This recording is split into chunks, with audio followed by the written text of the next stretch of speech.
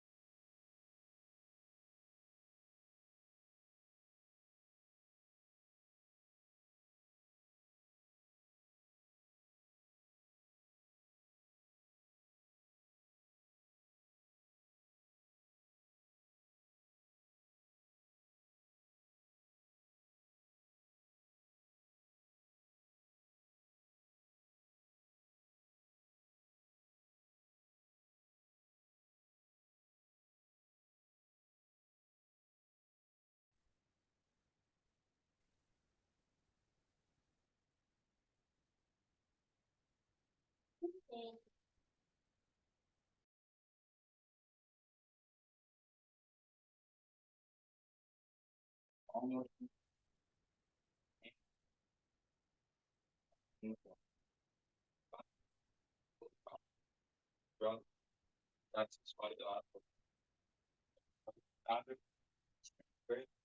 about the universe, love, peace, unity, allows my protector, God, salvation, by night and by day, his holy prophet, throughout the more science of America, divine constitution, development, next opportunity redemption, great meetings on, grand question. Page 7. Questioner and additional laws for the Moorish marriage by the Prophet Noble Drew Ali. Act 1. Grand chiefs and governors, heads of all temples, all businesses. Each said temple must be approved by the Prophet Noble Drew Ali or acting upon by any members, whether it be finance, property, or any line of life, that will cause the members to sacrifice finance, etc., that will cause support of any members. Any former officer that violates these laws is subject to be removed from his office under heavy restriction, etc., by the Prophet or the Grand Chief. Act 2. All members are to attend their adult meetings and the public meetings promptly.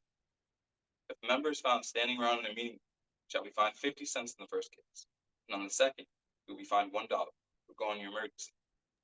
Members working, his monthly dues must be paid. If he has money in the bank, he must subscribe for as much as he is able to the Moorish Uplifting Fund, because it takes finance to uplift the nation. Act 3. It is lawful and divine duty of every good member, if he is able in finance, to aid me in saving the nation, and if he does not, he is an enemy to the cause of uplifting his own people. Justice must catch him. Let it be he or she, according to love, truth, peace, freedom, and justice. So I have the power invested in my hands, and I will have to enforce the law in order to save the nation. Act 4. All members, while making a public speech, must not use any assertion against the American flag or speak radical against the church, any member of any organized group, because we are to teach love, truth, peace, freedom, and justice. Act 5. All members must promptly attend their meetings and send their children to Sunday school, and the teacher must confirm himself to the question, and let every member exercise his 5 senses who is able to do so. Because out from your Sunday school comes the guiders of the nation. Act 6. With us, all members must proclaim their nationality. We are teaching our people their nationality and their divine creed, that they may know that they are part and partial of the state government, and know that they are not Negroes, colored folks, Black people, or Ethiopians, because these names were given to slaves by slaveholders in 1779, lasted until 1865, during the time of slavery. But this is a new era of time, and all men now must proclaim their free national name to be recognized by the government in which they live and the nations of the earth. This is the reason why Allah, the great God of the universe, ordained Noble Drew Ali the Prophet to redeem his people from their sinful ways. The Moorish Americans are the descendants of the ancient Moabites who inhabited the northwestern and southwestern shores of the Act 7. All members must promptly attend their meetings and become a part and impartial of all the acts of the Moorish Science Temple.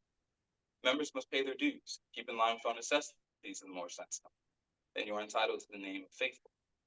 Husband, you must support your wife and children. Wife, you must obey your husband, take care of your children, and look after the duties of your household.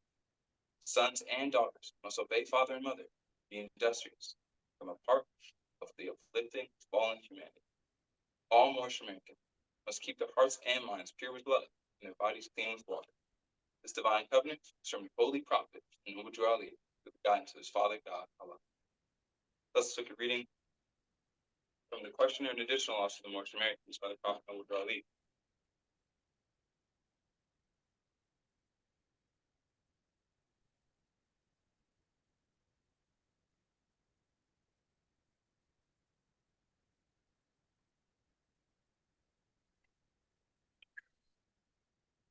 Islam? I'd like to turn your attention to the holy friend of the Moorish Science Temple of America.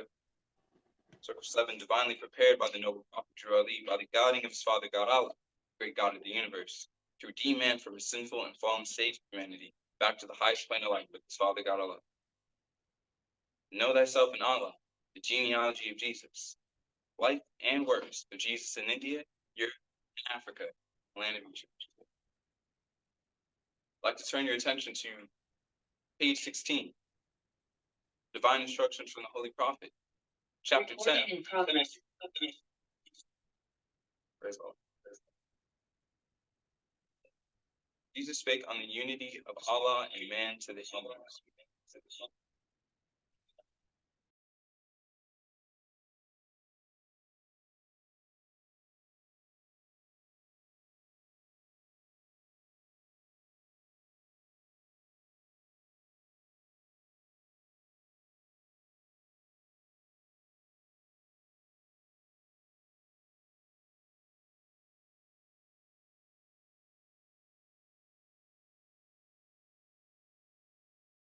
Concerning life, the brotherhood of life. The universal Allah is one, yet he is more than one. All things are one. By the sweet breath of Allah, all life is bound in one. So if you touch a fiber of a living thing, you send a thrill from center to the outer bounds of life. And when you crush beneath your foot the meanest worm, you shake the throne of Allah and cause the sword of life to tremble in its sheath. The bird sings out its song for men, and men vibrate in unison to help it sing. The ant constructs its home, the bee its sheltering comb. The spider weaves her web, and flowers breathe to them a spirit and a sweet perfume that gives them strength to toil. Now, men and birds and beasts and creeping things are deities made flesh. And how dare you kill anything? It is cruelty that makes the world awry. When men have learned that when they harm a living thing, they harm themselves, they surely will not kill, nor cause the thing that Allah has made to suffer pain. The lawyer said, I pray to Jesus. Tell, who is this Allah you speak about? Where are his priests, his temples, and his shrines? And Jesus said, the Allah I speak about is everywhere. He cannot be compassed with walls, nor hedged about with bounds of any kind.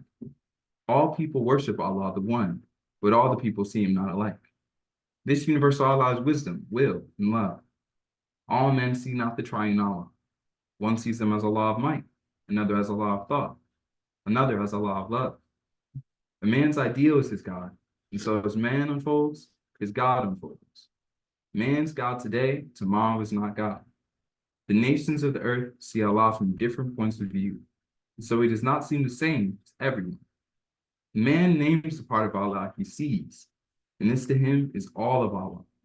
And every nation sees a part of Allah, and every nation has a name for Allah. You Brahmins call him Parbrahm. In Egypt he is Thoth, and Zeus is his name in Greece.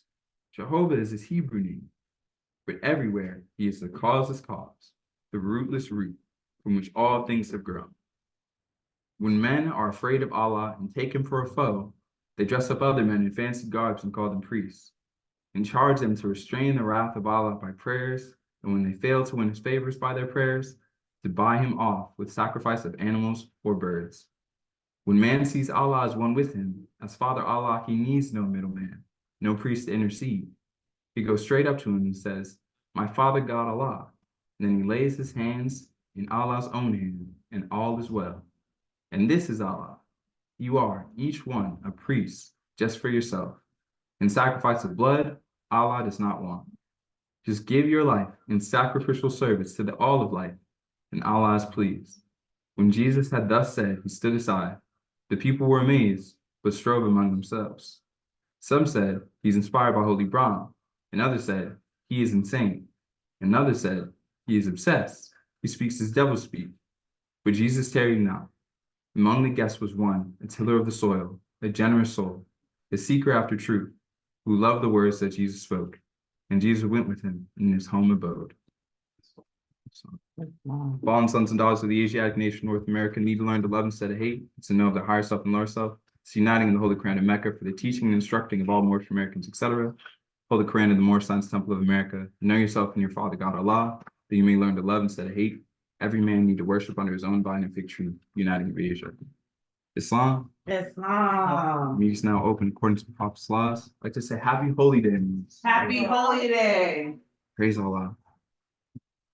I'm glad I was able to read from that chapter because it's just been heavy on my mind as one of the very important demonstrations that Jesus left for us, which is that Allah and man are one, and that is accessible.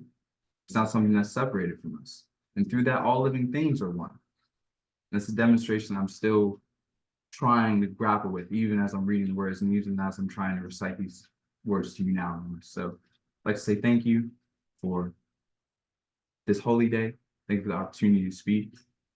And I'd like to call our next speaker for the K Turner Bay after a song. I-S-L-O.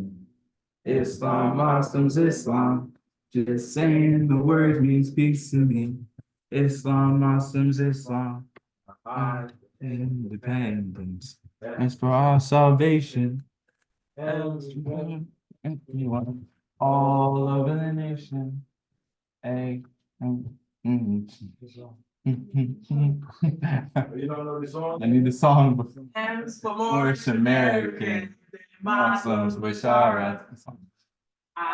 I-S-L-A. Islam, Muslims, Islam. Just saying the words mean peace to me. Islam, Muslims, Islam. Fallen humanity.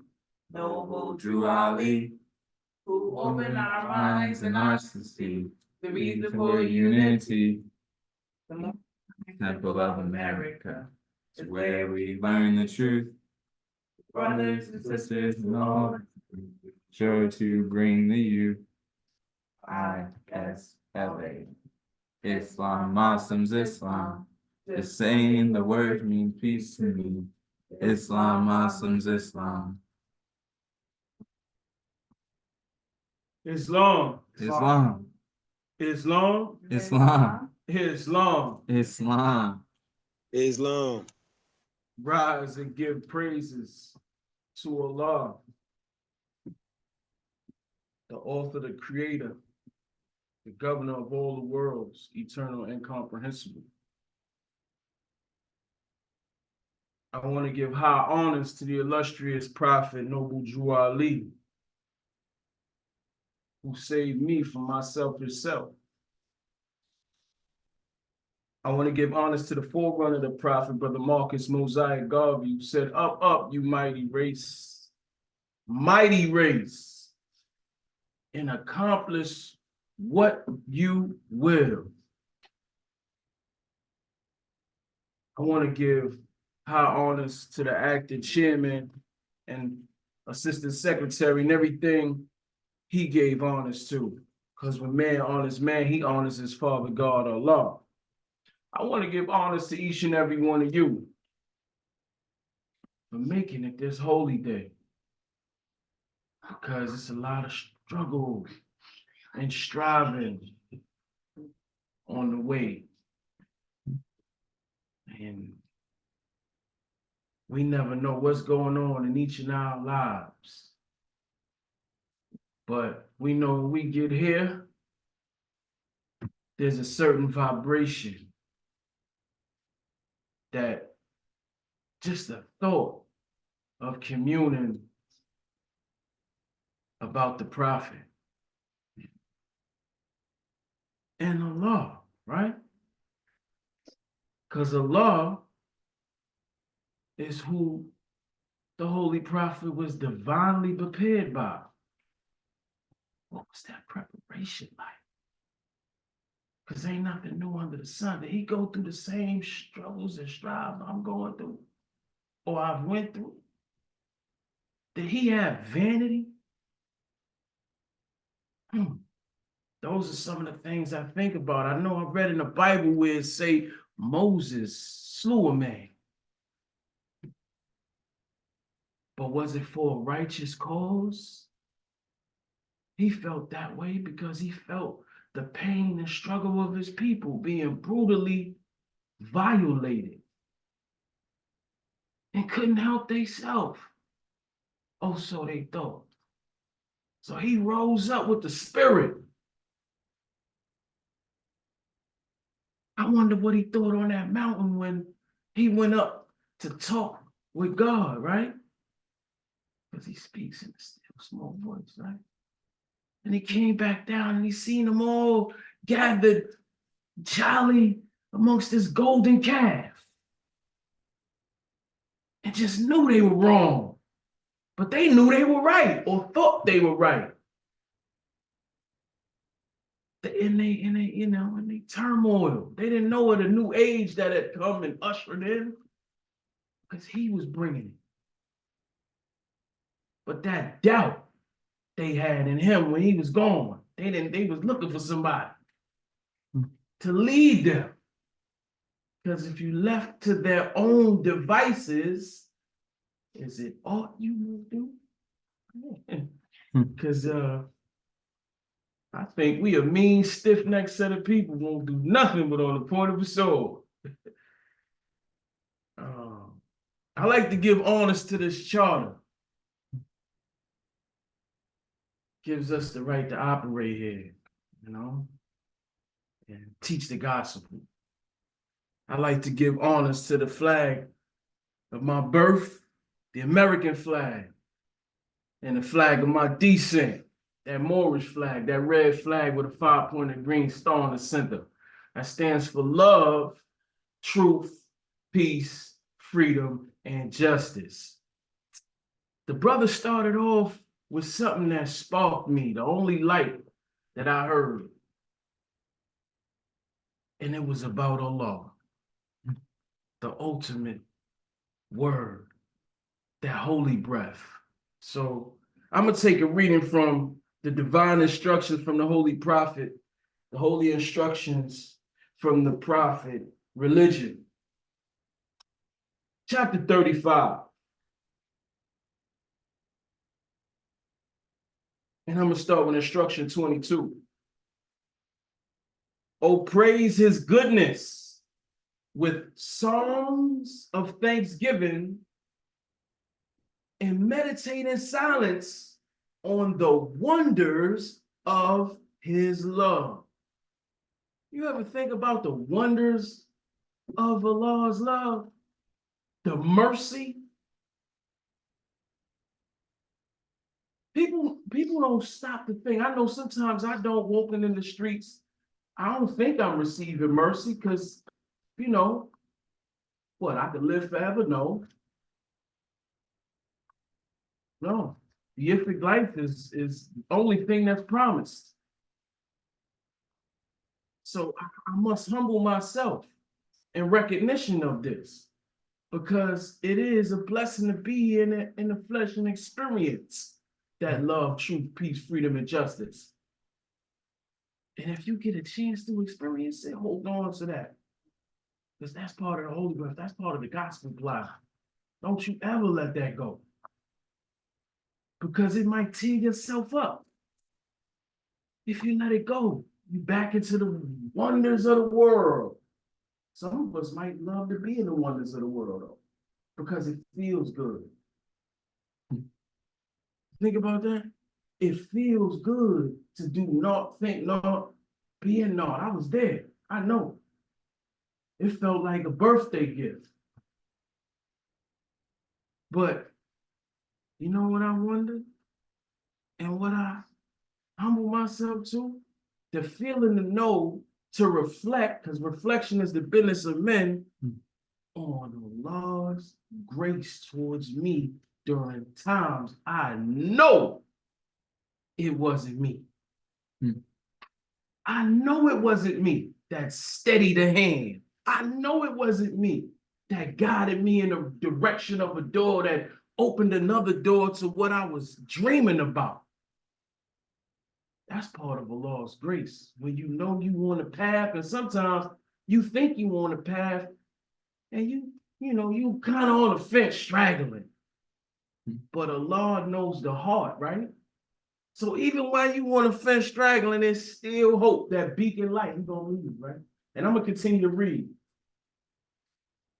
Let thy heart overflow with gratitude and acknowledgement. Let the language of thy lips praise and adoration. Let the actions of thy life show thy love to his laws. Allah is just and righteous and will judge the earth with equity and truth. Have he established his laws in goodness and mercy? And shall he not punish the transgressors thereof? Oh, think not, bold man, because thy punishment is delayed, that the arm of the law is weakened. Neither flatter thyself with hopes that he winketh at thy doings. You know that feeling that we get sometimes, we know we got over on somebody, we laugh to ourselves. Gotta be careful sometimes, man. I'm reflecting on that, right? You see somebody fall and slip. I used to look at people when they laugh at people falling like they were crazy. Because it's a heartless world out here. I know I was part of that heartless world. Truly. He hath established his laws in goodness and mercy, and shall he not punish the transgressions thereof?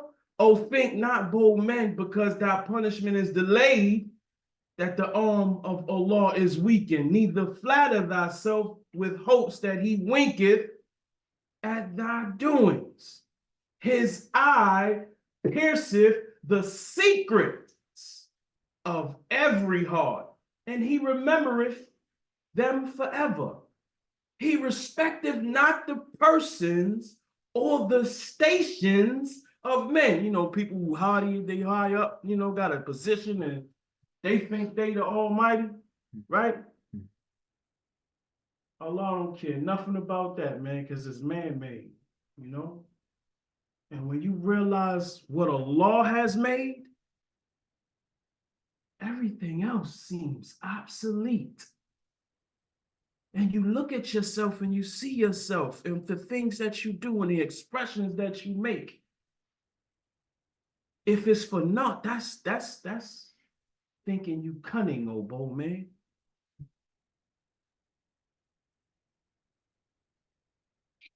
The high and the low, the rich and the poor, the wise and the ignorant, when the soul hath shaken off the cumbrous shackles of this mortal life, shall equally receive from the sentence of just and everlasting retribution according to their works. Now, this ain't in our mind of what we think we doing in the world.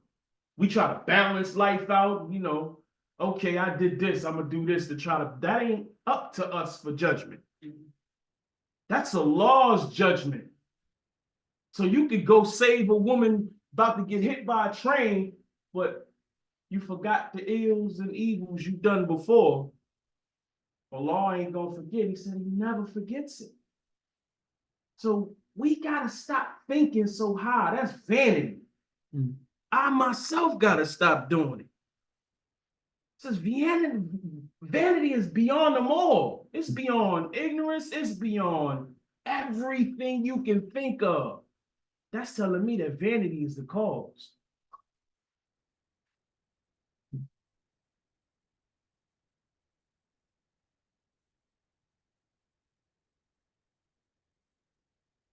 I'm gonna leave with that, Morse. I'm a little under the weather, but I thank the brother for calling on me. I guess he know he can count on me to speak. If I said anything that sit well with you, it is from Allah. If I said anything that didn't sit well with you, it's from my flesh, and please forgive me. With that, I say peace. Peace.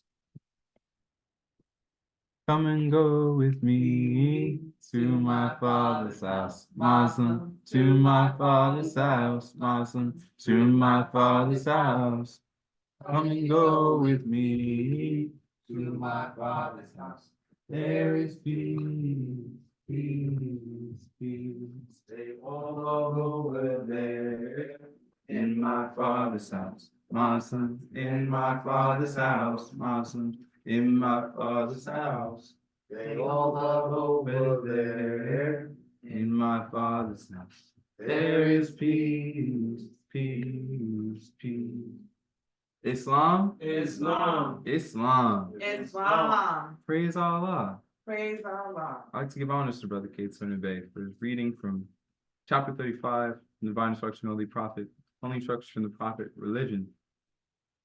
Brother read from instruction 22 down to instruction 27. And I'd like to say praise Allah for his reading and for his word. And it made me think about when I was thinking about this chapter earlier today. And there was a conversation between some of the brothers who I work with on a different floor.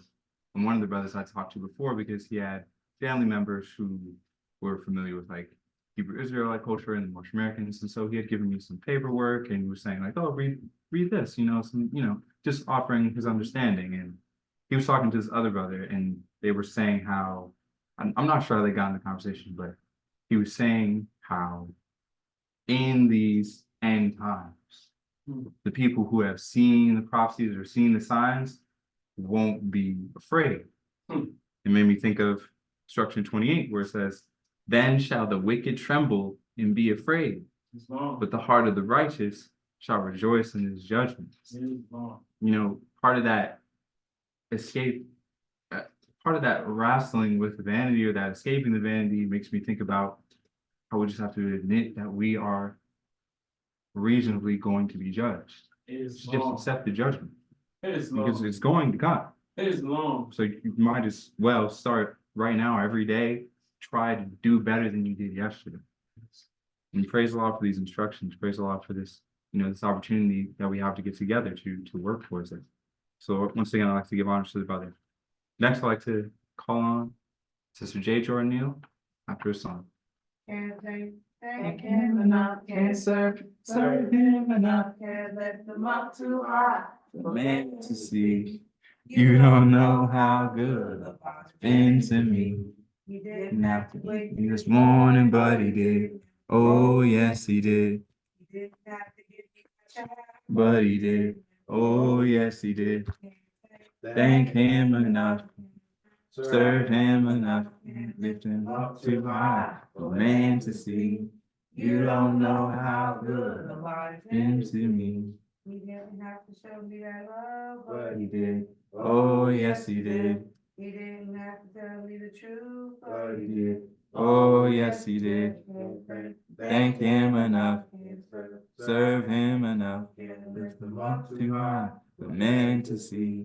You don't know how good it's been to me. He didn't have to give me yes, he did. He didn't have to give me freedom, but he did. Oh, yes, he did. Thank him enough. Serve him enough.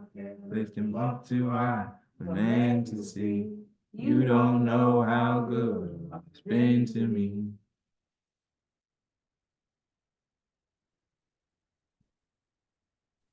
Islam. Islam. Islam. Happy Holy Day. Happy Holy Day. Happy Holy Praise Day. Allah. First I rise and I give praise to Allah. I give honor to our Prophet, Prophet Noble Drew Ali, and to everything that the Prophet has brought. I give honor to Marcus Garvey, forerunner to the Prophet.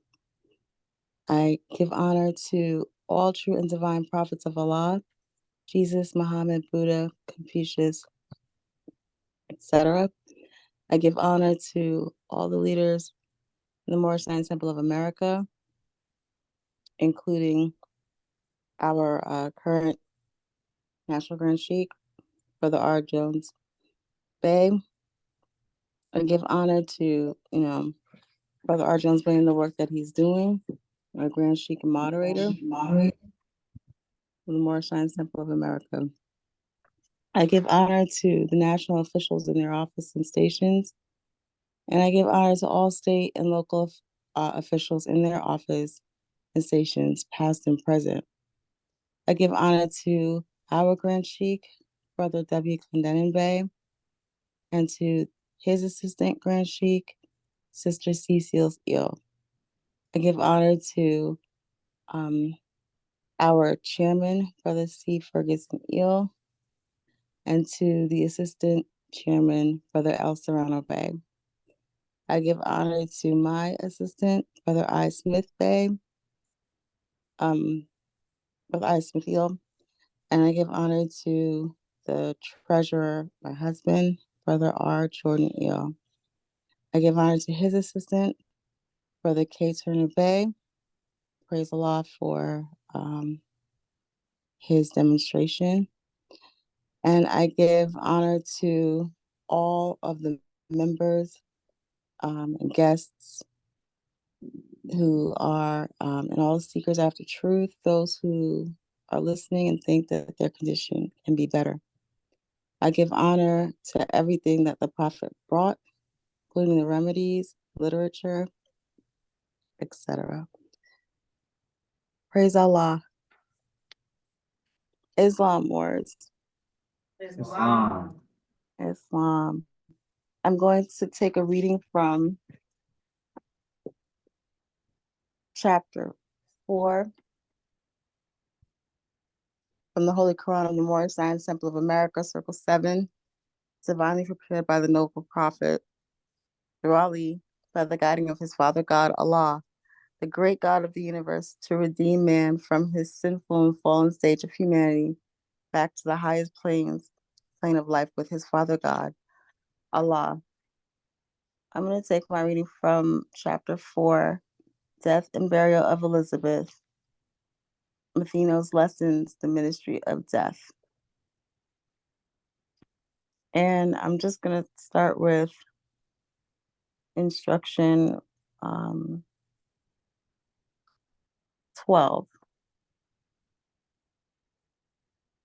To teach men to be pure in heart, you must yourself be pure in heart and word and deed. In infancy, the vow for you was made, and you become a Nazarite. The razor shall not touch your face nor head, and you shall not taste wine nor fiery drinks. Men need a pattern for their lives. They love to follow and not to lead. The man who stands upon the corners of the paths and points the way, but does not go, is just a pointer, and a block of wood can do the same. The teacher treads the way. On every span of ground he leaves his footprints clearly cut, which all can see and be assured that he, their master, went that way. Men comprehend the inner life by what they see and do. They come to Allah through ceremonies and forms. And so when they would make men know that sins are washed away by purity in life, a rite symbolic may be introduced. In water, wash the bodies of the people who will turn away from sin and strive for purity in life. This rite of cleansing is a preparation rite, and they who thus are cleansed comprise the temple purity. Praise Allah. Praise Allah. As you know, today we all we can learn and we get a lot of information from social media. Sometimes we're watching videos or clips, reels, and there are some that teach us things that reinforce what we know.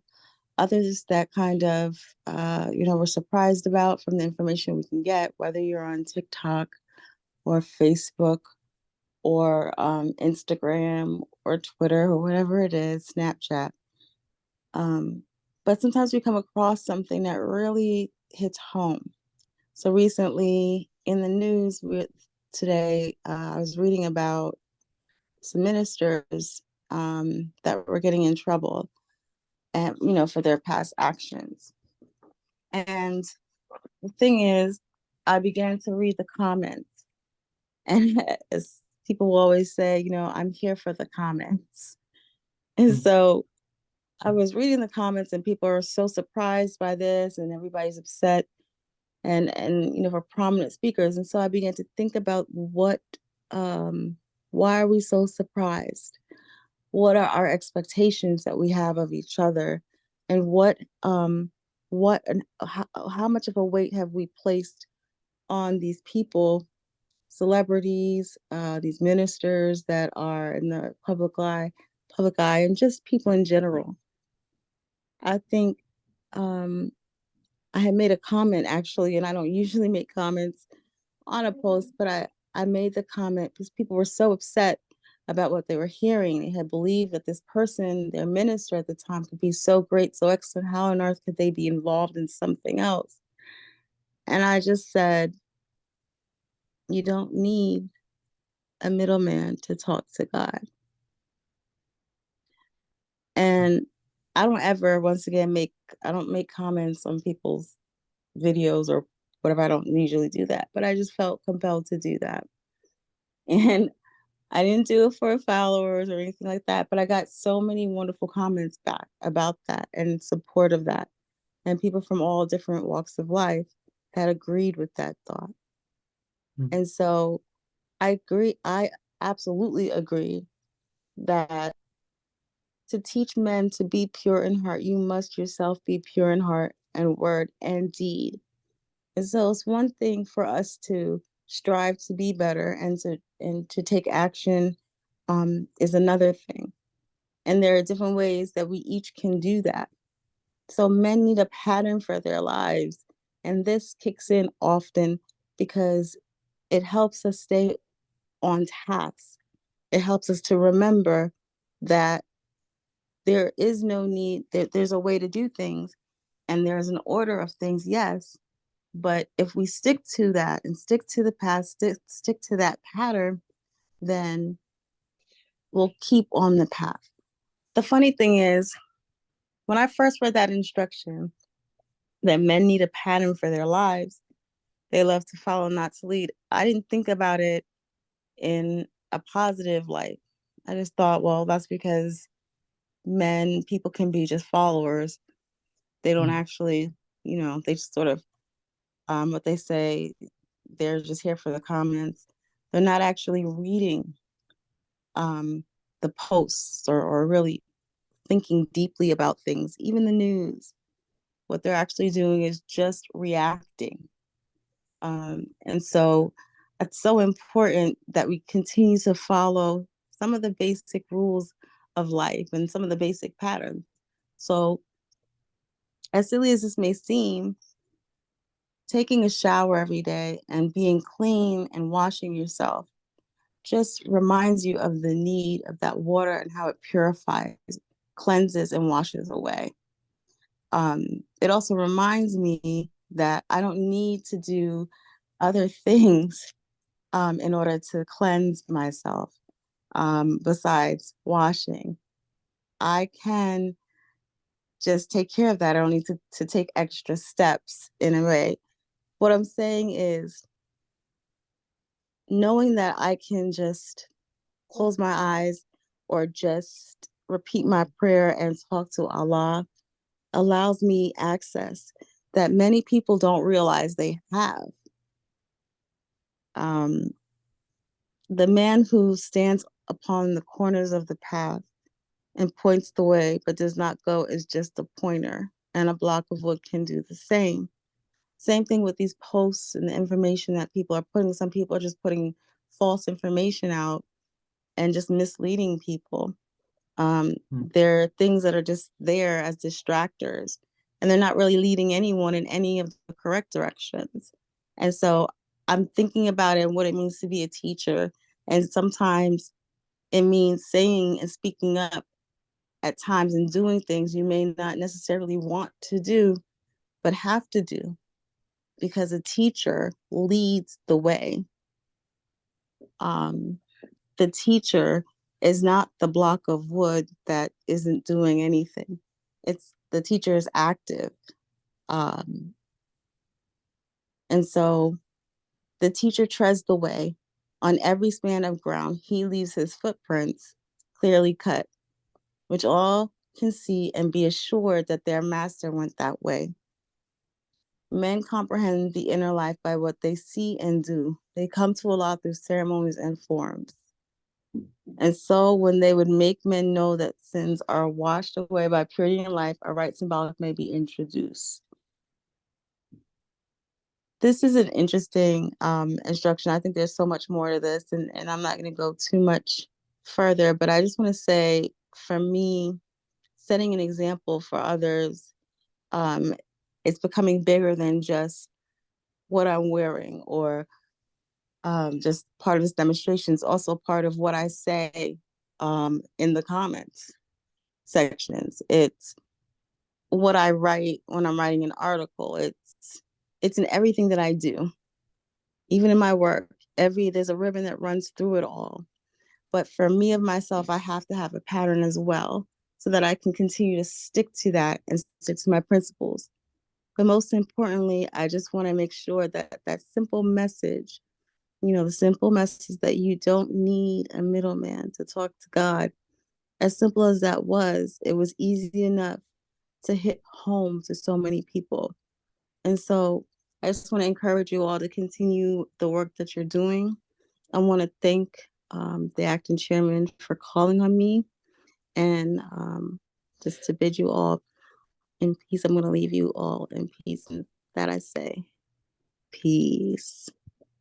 Peace. The handwriting on the wall. There's a handwriting on the wall, oh yeah. Come and read it and see what it says. There's a handwriting on the wall. There's a handwriting on the wall. There's a handwriting on the wall. Oh yeah. Come and read it and see what it says. There's a handwriting on the wall. It's your charter. There's a handwriting on the wall. It's your charter. There's a handwriting on the wall. Come and read it and see what it says. There's a handwriting on the wall. Islam? Islam. Islam. Islam. Praise Allah. Praise Allah. Let me give honors to Sister Jordan Neal, Sister J. Jordan Neal, Secretary, for reading from the Divine Instruction of the Holy Prophet, Chapter 4, Death and Burial of Elizabeth, Latino's Lessons, the Ministry of Death. Sister read from Instruction 12 to Instruction 20, gave her demonstration. And like I said, praise Allah, for the thought. It's beautiful to see these things connect, when all the Moors are coming into accord. And it reminds you of this point that all things are one. And we're all striving to achieve this maintained sense of consciousness. Yeah. And I've been thinking so much recently about how it's important to remember that these principles, these divine principles of love, truth, peace, freedom, justice, have to do with our nationality, how we identify, not just our divine creed and what we practice in our religion and what we claim to be. It's embedded in how we treat each other and how we should treat each other. Very well. And that's something that I think is really important. It's really important to tie in. So again, I'd like to give honors to the sister. Next, I'd like to call on Brother El Sereno Bay after a song. Don't forget to ask friends. You are only you there. When we gather around in the evening, don't forget to always pray. Prayer will keep your home together. Bring your wandering sons back home.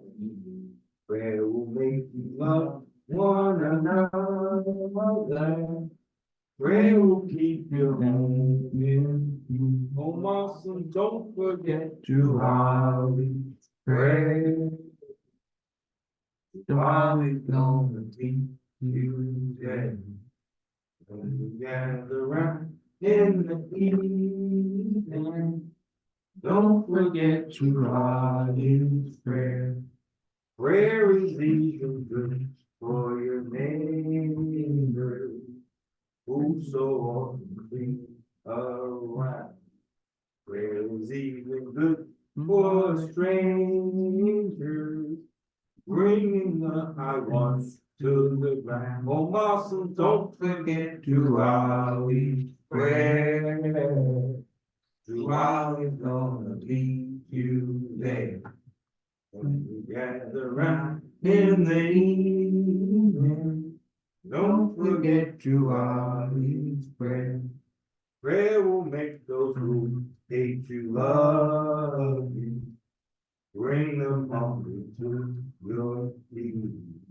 Prayer will help you conquer your enemies. Make them happy when you sleep. Oh, Marson, don't forget to always pray. To always gonna keep you there.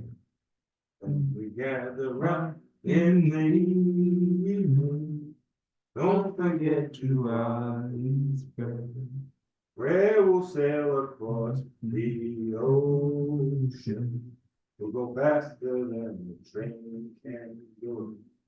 Prayer will even reach the border. Prayer will bring you through the shore. Oh, Marson, don't forget to always pray. To always gonna meet you there. When we gather round in the evening, don't forget to always pray. Islam. Islam. First, I rise and I give all praise to the great God Allah. I give honors to his holy and divine prophet, Prophet Nabi Ali. I give honors to the forerunner, to the prophet, to the Marcus Mosiah Garvey. I give honors to our past supreme grand advisors, the moderators of the Moorish Science Temple of America, Brother C. Kirkman Bey, Brother F. Nelson Bey, and Brother J. Blakely Bey. I give honors to our former Grand Sheikh of the Moorish Science Temple of America, Brother R. Love Ill, and to our present Grand Sheikh of the Moorish Science Temple of America, Brother R. Jones Bey, to his assistant, Brother A. Hopkins Bey. I give honors to all of our national, state, and local officials of the Moorish Science Temple of America. I give honors to the Grand Governor of the state of New York, Brother D. Clark Ill, to his assistant, Brother A. Gaines Ill. I give honors to our Grand Sheikh, Moorish Science Temple number 34, Brother W. Clendenin Bey. I give honors to his assistant, Sister C. Seals Ill. I give honors to our chairman, Brother C. Ferguson Ill. I give honors to our secretary, Sister J. Jordan Ill. I give honors to her assistant, Brother I. Smith Ill. I give honors to our treasurer, Brother R. Jordan Ill. And I give honors to his assistant, Brother K. Turner Bey. I give honors to all of our ministers. I give honors to all of our sheiks. I give honors to all of our members. our guests, our visitors, foreign sympathizers, and seekers after truth. I give honors to man, because when man honors man, he honors his Father God, Allah. I'd like to say happy holy day to you Moors. May Allah continue to bless us all on this wonderful holy day. We have our Prophet Noble Drew Ali's birthday approaching slowly. You know, can't wait. Can't wait to celebrate with the Moors. And without further ado, I'm going to take a reading from the Holy Quran of the Moorish Science Temple of America, divinely prepared by the Noble Prophet Drew Ali, by the guiding of his Father God, Allah, the great God of the universe, to redeem man from his sinful and fallen stage of humanity back to the highest plane of life with his Father God, Allah. And I'd like to turn your attention to chapter number 48 on page 59. The end of time and the fulfilling of the prophecies.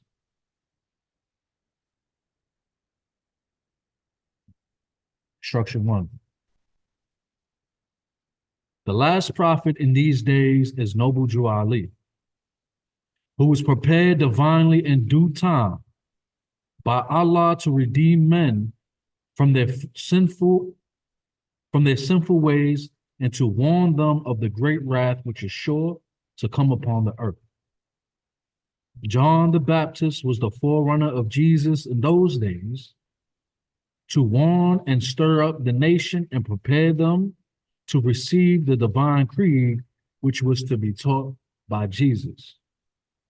In these modern days, there came a forerunner who was divinely prepared by the great God Allah, and his name is Marcus Garvey, who did teach and warn the nation of the earth to prepare to meet the coming prophet, who was to bring the true and divine creed of Islam, and his name is Noble Drew Ali, who was prepared and sent to this earth by Allah to teach the old-time religion and the everlasting gospel to the sons of men, that every nation shall and must worship under their own vine and fig tree, and return to their own and be one with their Father God Allah. The Moorish Science Temple of America is a lawfully chartered and incorporated organization. Any subordinate temple that desires to receive a charter, the Prophet has them to issue to every state throughout the United States, etc., that the world may hear and know the truth, that among the descendants of Africa, there is still much wisdom to be learned in these days for the redemption of the sons of men under love, truth, peace, freedom, justice. We, as a clean and pure nation, descended from the inhabitants of Africa, do not desire to amalgamate or marry into the families of the pale-skinned nations of Europe, neither serve the gods of their religion, because our forefathers are the true and divine founders of the first religious creed for the redemption and salvation of mankind on earth. Therefore, we are returning the church and Christianity back to the European nations as it was prepared by their forefathers for their earthly salvation, while we, the Moorish Americans, are returning to Islam, which was founded by our forefathers for our earthly and divine salvation. The covenant of the great God Allah, honor thy father and thy mother, that thy days may be longer upon the earth land, which the Lord thy God Allah hath given thee. Come all ye Asiatics of America, and hear the truth about your nationality and birthrights, because you are not Negroes. Learn of your forefathers' ancient and divine creed, that you will learn to love instead of hate. We are trying to uplift fallen humanity. Come and link yourselves with the families of nations. We honor all the true and divine prophets. Praise the Lord. Now I was thinking about Prophet Noble Drew, divine prophet, January 8th, 1886. Brother, Asiatic, just like everyone on this call, everyone in the temple. And I was thinking, we are the first people to ever have access to an original photo of our prophet. And be able to see what he looked like, see what he dressed like, see what his signature looked like, what he wore, certain things he might have done for us. But we worship Allah. We worship Allah alone. We know that his son was love made manifest so that man can comprehend. And I was thinking about what Sister J. Jordan, our secretary, was talking about the master leaving his footprints clearly cut. So that all can see that they master went that way. When I think about the footprints being clearly cut, I think about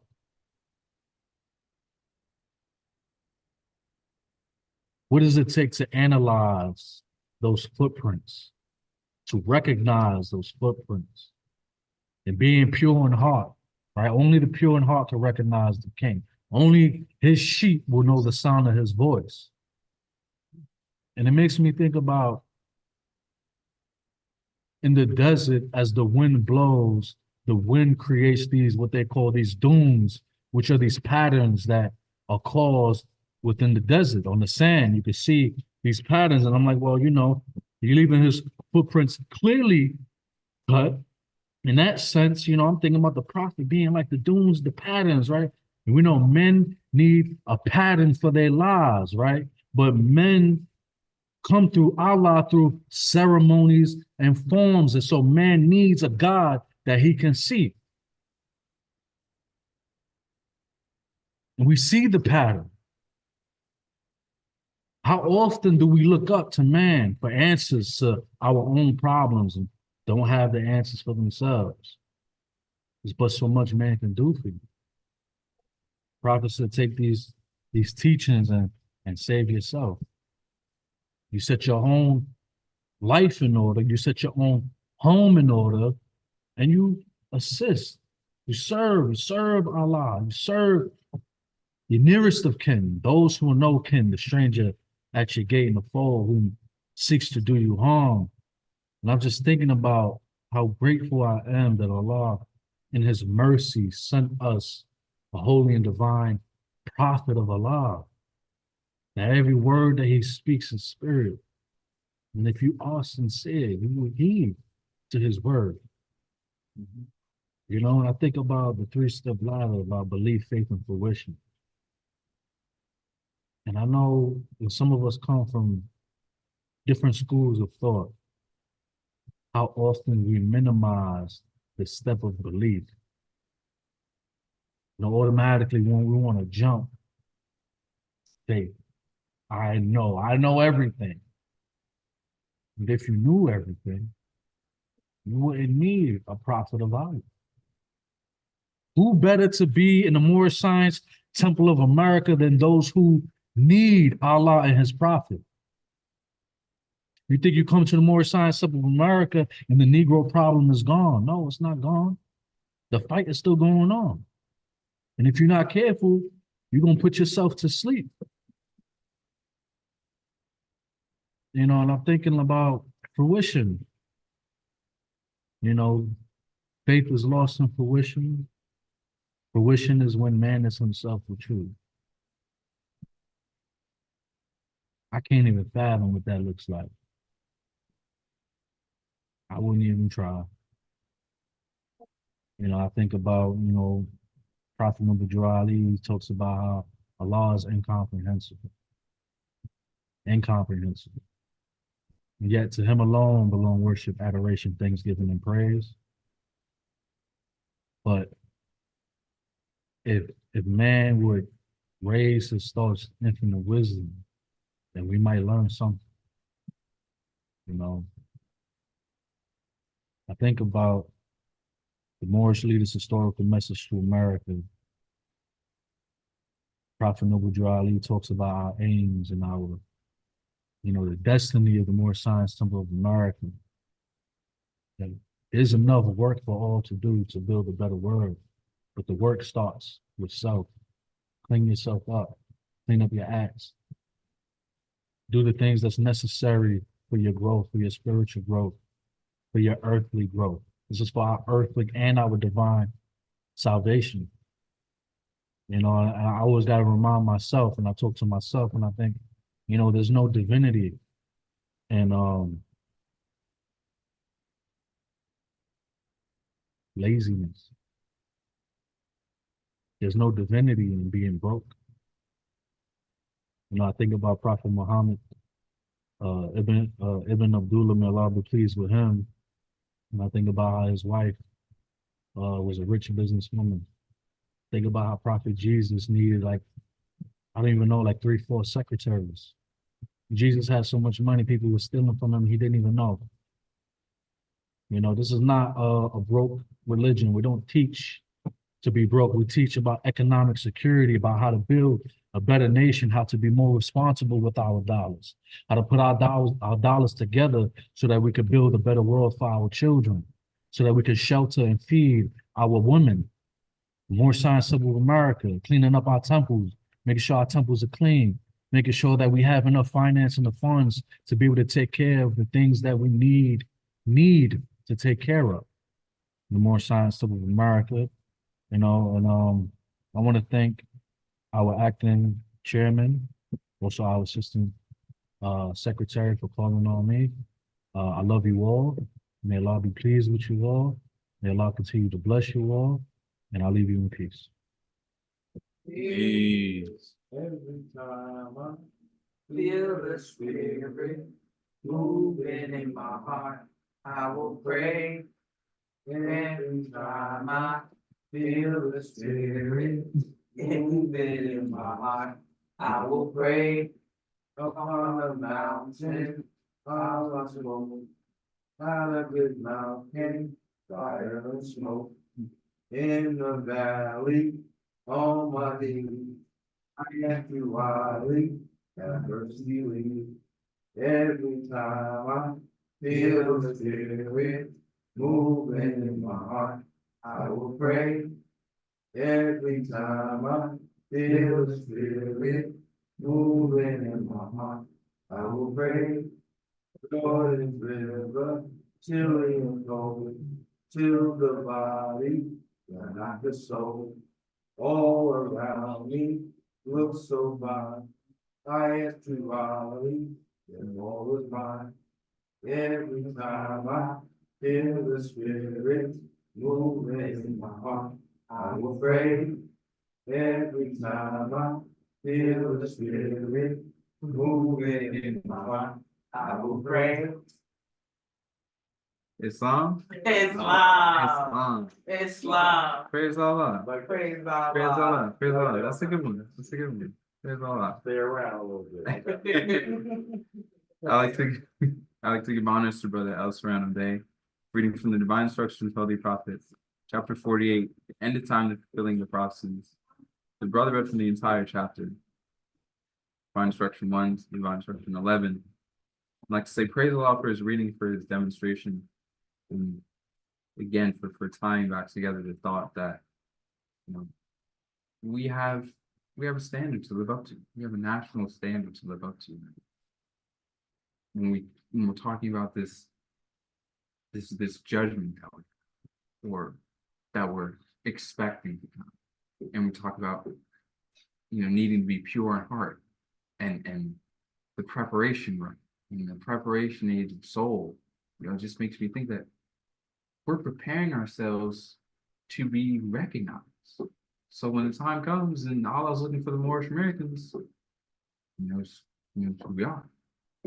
Because He knows our hearts. He knows that we're all in here striving to be more like our forefathers, to be more like our ancestors, to give honors to our ancestors. And we all recognize in ourselves, we got to just stay on the path. Just stay on the path and put our hands in Allah's hand and all will be well. Recognizing that, it's a beautiful thing. I'd like to give honors to you, brother, for reading that chapter. Next, to call on to sing Seal after a song. I like to teach the world to know. Prophet through all we to show the world just what he's done. So people like you and me. I like to teach the world to sing a song of love you see, a song of truth, a song of peace, a song of harmony. We got to teach the world to love instead of hate, you see. For if we don't, the world will be a better place to be. So come with me and visit my Moorish family. They'll show you ways that you can be better for you to see. So take my hands, my brother man, and set your heart free. Come with me and spread the love of Prophet to Ali. Islam, Islam, Islam, Islam, Islam. Islam. So happy holy day. Happy Holy Day. Praise Allah, right? Whether we're risen, whether we're seated, praise Allah. Honors to our prophet, Noble Drew Ali. Who do you think could gather a group of Asiatics that were suffering from mental, emotional, and physical, I would say, abuse, slavery, bondage? Who could appeal to the mind of those who are sick, hurting, and need healing? That's what our prophet did. And he came at a time where I would think it was very challenging. A time where people had been conditioned to believe that their situations could be no better.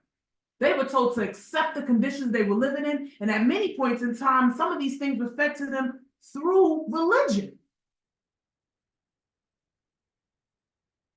When we think about what it takes to be able to unite our people, our prophet left his footprint clearly cut.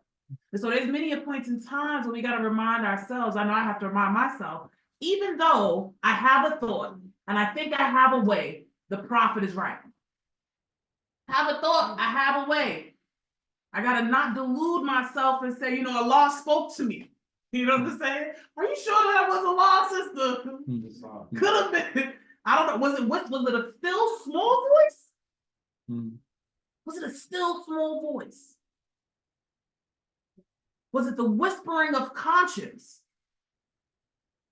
What was that voice that was actually heard that allowed you to respond in the manner in which you've done? I give honors to the former, Brother Marcus Mosiah Garvey. I just think that that's just a challenging task. Could you imagine, just think about, let's just say those who may have ridden the subway, right? You get yourself on the subway, you're walking through, let's take the A train. You think you got on the train and started to talk to the people that's on the subway, listen, y'all not Negroes, Blacks, African Americans, colored, Ethiopian, what's gonna happen? They're gonna look over because they're gonna possibly believe, based on what we're facing in society, that you might be a little off. They're gonna look over and they're gonna be like, all right, somebody needs a checkup, right? They, brother said from the neck up, praise Allah, right? I'm like, well, 7:30, they have 7:30 evaluations Friday at 7:30. Come and get your wellness check. The prophet brought you what it took to save a nation. He said, take it and save yourself. So as we focus on uplifting fallen humanity, I was thinking about that when he said, keep the doors open as far as the reports, but he'll drive them in, because there's work that we have to do to save our own selves. Can you imagine somebody jumping in the ocean trying to save you and they can't swim? They could float though. That float was good when they were by themselves. But now when you got to carry the weight of others, that float might not help you anymore. I don't know. You might need to at least be able to tread water or get a quick lesson. But when somebody's drowning, and this is just according to the one of the lifeguard courses and things like that, people are extremely distressed to the point they'll knock you out as you're coming to help them. You're coming to help them, and they might hit, swing, and even jump on you, trying to save themselves in that moment, not being able to see clearly. When it was reported that the prophet said the public is unstable and ungrateful, I don't think that that's because it's a personal choice. I don't think it's because their spirit is telling them to be ungrateful. Actually, I know the spirit didn't tell them that. It's the things that they're facing in society that leads them to a level of ungratefulness. I have to do it myself. Every man for himself concept and attitude. How often do we find ourselves in our own homes? And this is going to be coming from my thought that I'm going to be reading out of chapter 30, found on page 39. How often do we ask for things? Let's just say of our children, right? Sometimes I look and I'm like, wow, I was going to punish Michaela, put her on punishment. Bitch-in-law spanked me. As soon as I had the inkling to do something. Could you imagine that? Just think about the discipline that we give to our children. Picture that punishment that you want to give, that excessive time out. Think about the things that we think deserve a punishment. And then think about over the time any of the lies that you've told. Think about some of the ramifications of those lies, because just remember this, when the lie is exposed, right? Trust is broken. When trust is broken, it affects future relationships, not just for you, but for the other person. So if you lie, you know that people are capable of lying. If you've been lied to, you also know people are capable of lying. But it also brings a distrust. Now, how should we review those things? So I'm looking at the holy instructions from the prophet, the social duties. And that's chapter 30 on page 39. And it says, when thou considerest thy wants, when thou beholdest thy imperfection, acknowledge his goodness, O son of humanity, who honored thee with humanity, endow thee with speech, and place thee in society to receive and confer reciprocal helps and mutual obligations, protection from injuries, thy enjoyments of the comforts and the pleasures of life, all these thou owest to the assistance of others. And you can't enjoy it unless you're in the bands of society. So let's just say we decided that we didn't want to be in society. You know what? I'm my own ruler. You can't tell me what to do. I don't know if you know, mini royalty cannot be touched by the common people. So if we fall out, we got to wait for the special people to come help you out. You need a little assistance. We can't touch you. There's different standards on these particular things. Is that what we want? Truly? Or is it that we're wanting certain treatments? We want certain marks to be removed, and we want to be respected within society. But what is true respect? How many of you may see somebody with a headdress on, but if their behavior is contrary to what you thought the headdress represented, doesn't it stir something in you? Leave a little confusion? Like what? I wouldn't think. How do we find ourselves separate from that? How do we find ourselves when interacting and dealing in society? How are we at work? How are we in the public, grocery shopping? Are we considerate? Are we aware of our surroundings? When we're moving, are we aware that there may be a senior next to us, a baby next to us? Are we aware when we even do something as simple as getting ready to eat on the subway? Are we aware that somebody there might be hungry and might not have any food?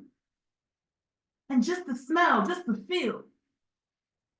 How often do we operate in society truly being considerate of those people around us and not just protecting ourselves?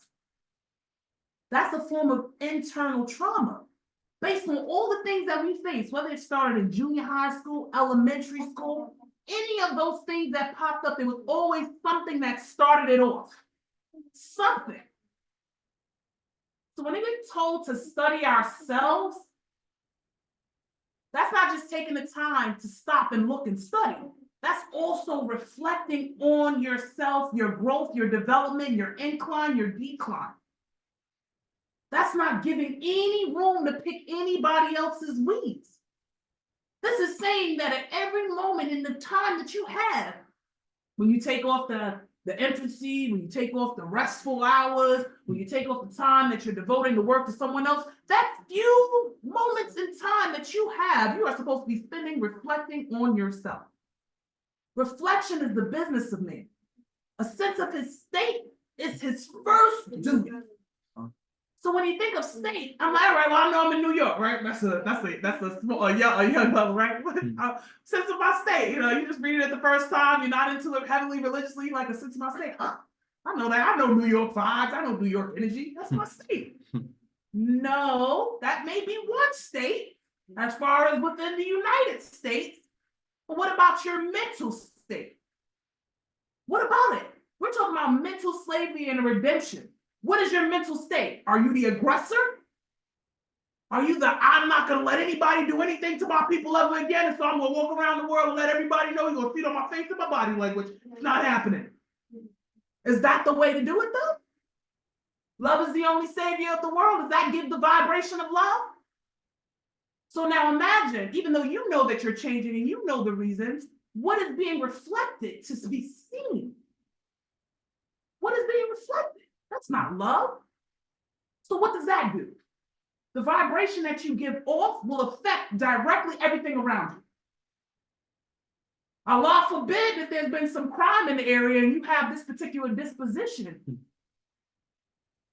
It draws that attention from those who may be in a certain field to be in tune with certain body languages and vibrations that allow them to be aware of what's in their surroundings, things that they're doing to protect society. It allows for certain behaviors to be placed upon you. Is that fair? Of course not. You have the means of throwing evil off of you. You have the means. It's up to you if you choose to do it. What part of you tells you that certain humblings not all right? Moving out of the way. Moving out of the way. Why? I shouldn't have to move. They should have to move. How do you know they're even right with any manners? How do you know that they are all right? How do you know that because their body language and facial expression that you recognize as peaceful or non-threatening, that that's what they're feeling on the inside? Distorted by the murky ethers of the flesh. You don't really know what you're looking at. Finite eyes cannot comprehend things infinite. When you look in the face of man, you're looking at the image of Allah that speaks within. You're looking at the image of Allah that speaks within. Not the words, not everything that they may be saying, but you're looking at one of the creations of Allah. And at least, if you have no respect for the individuals, at least have respect for his patience, his omnipotence, for his mercy, for his grace, for that opportunity to be able, if nothing else, but to have a glimpse at how to heighten your character.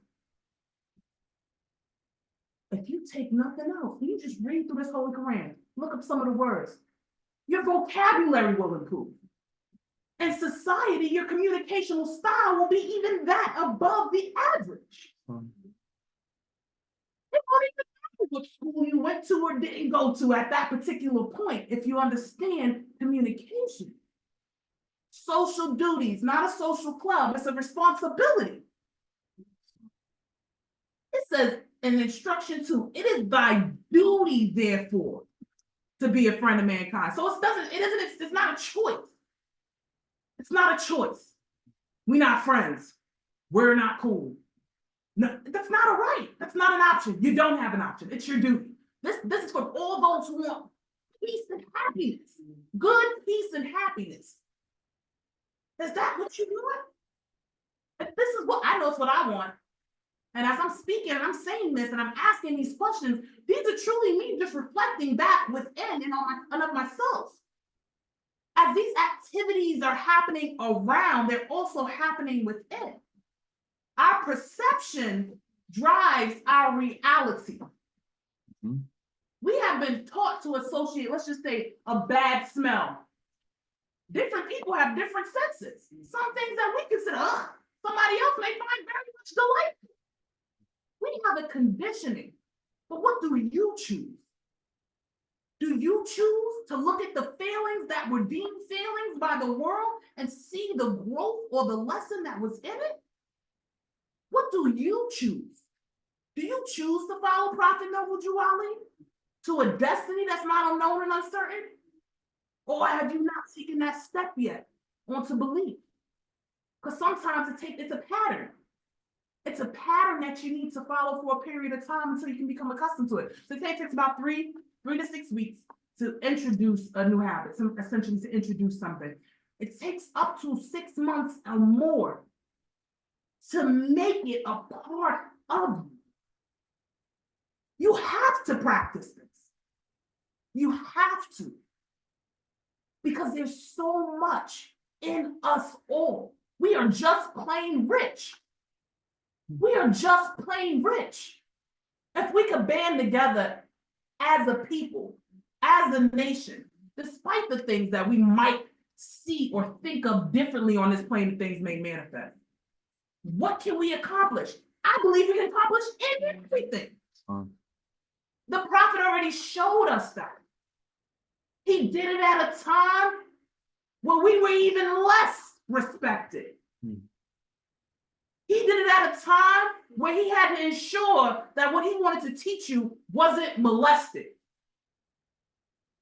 I'm not asking for it, but no one's coming here to ask us about our charter and whether or not we're legally authorized to be able to congregate and wear these fezzes. No one's walked in here and questioned our gatherings. But I'm sure during the time of the prophet, when certain things were considered rallies, protests, and harmful things, this was a problem. When it was considered a form of gang activity, you know, they say they gather in a group of 3 or more. Do we notice those differences that the prophet made, and that the Moors, the members, by staying on the path, by contributing, making their donation? For example, you got Brother Ani Bey, this song in there that's singing, you know, brother, I'm looking back at Bonus Pots, you know, Brother Kadina Begreshi. I'm like, what song is he singing now? Brother Ani Bey is right on beat. I like, well, praise Allah, because that means that the brother has been listening, present, and alert for these songs. And he's learned it, not just by having to read it, but through hearing it. Repetition is one of the best teachers. We got our brother that came in also. I was going to say Brother Goody, but I'm not sure if that's the brother's name. But we have a brother that came in, and I look at him, right? Because when I see him, I'm like, you know, he could be my pops too. Look at that generation. Look at the top. He just comes strolling in on a Friday, make his meeting, pop up in the back, and I'm thinking to myself, there's times I get up and I'm like, I'm tired. I had a really long week. I don't complain to the Moors and tell them what's going on. I'm like, well, Brother Condenabix traveling all the way from West Bubble. I gotta come, you know, what excuse do I have? I'm like, I agreed, you know, to assist the Grand Sheik.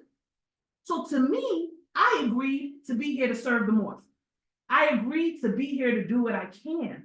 I agreed to do my best. I agreed to try. I agreed to humble myself for the service. I agreed to volunteer. I agreed to have to be humble. I agreed to have to get up even when I'm tired and come out.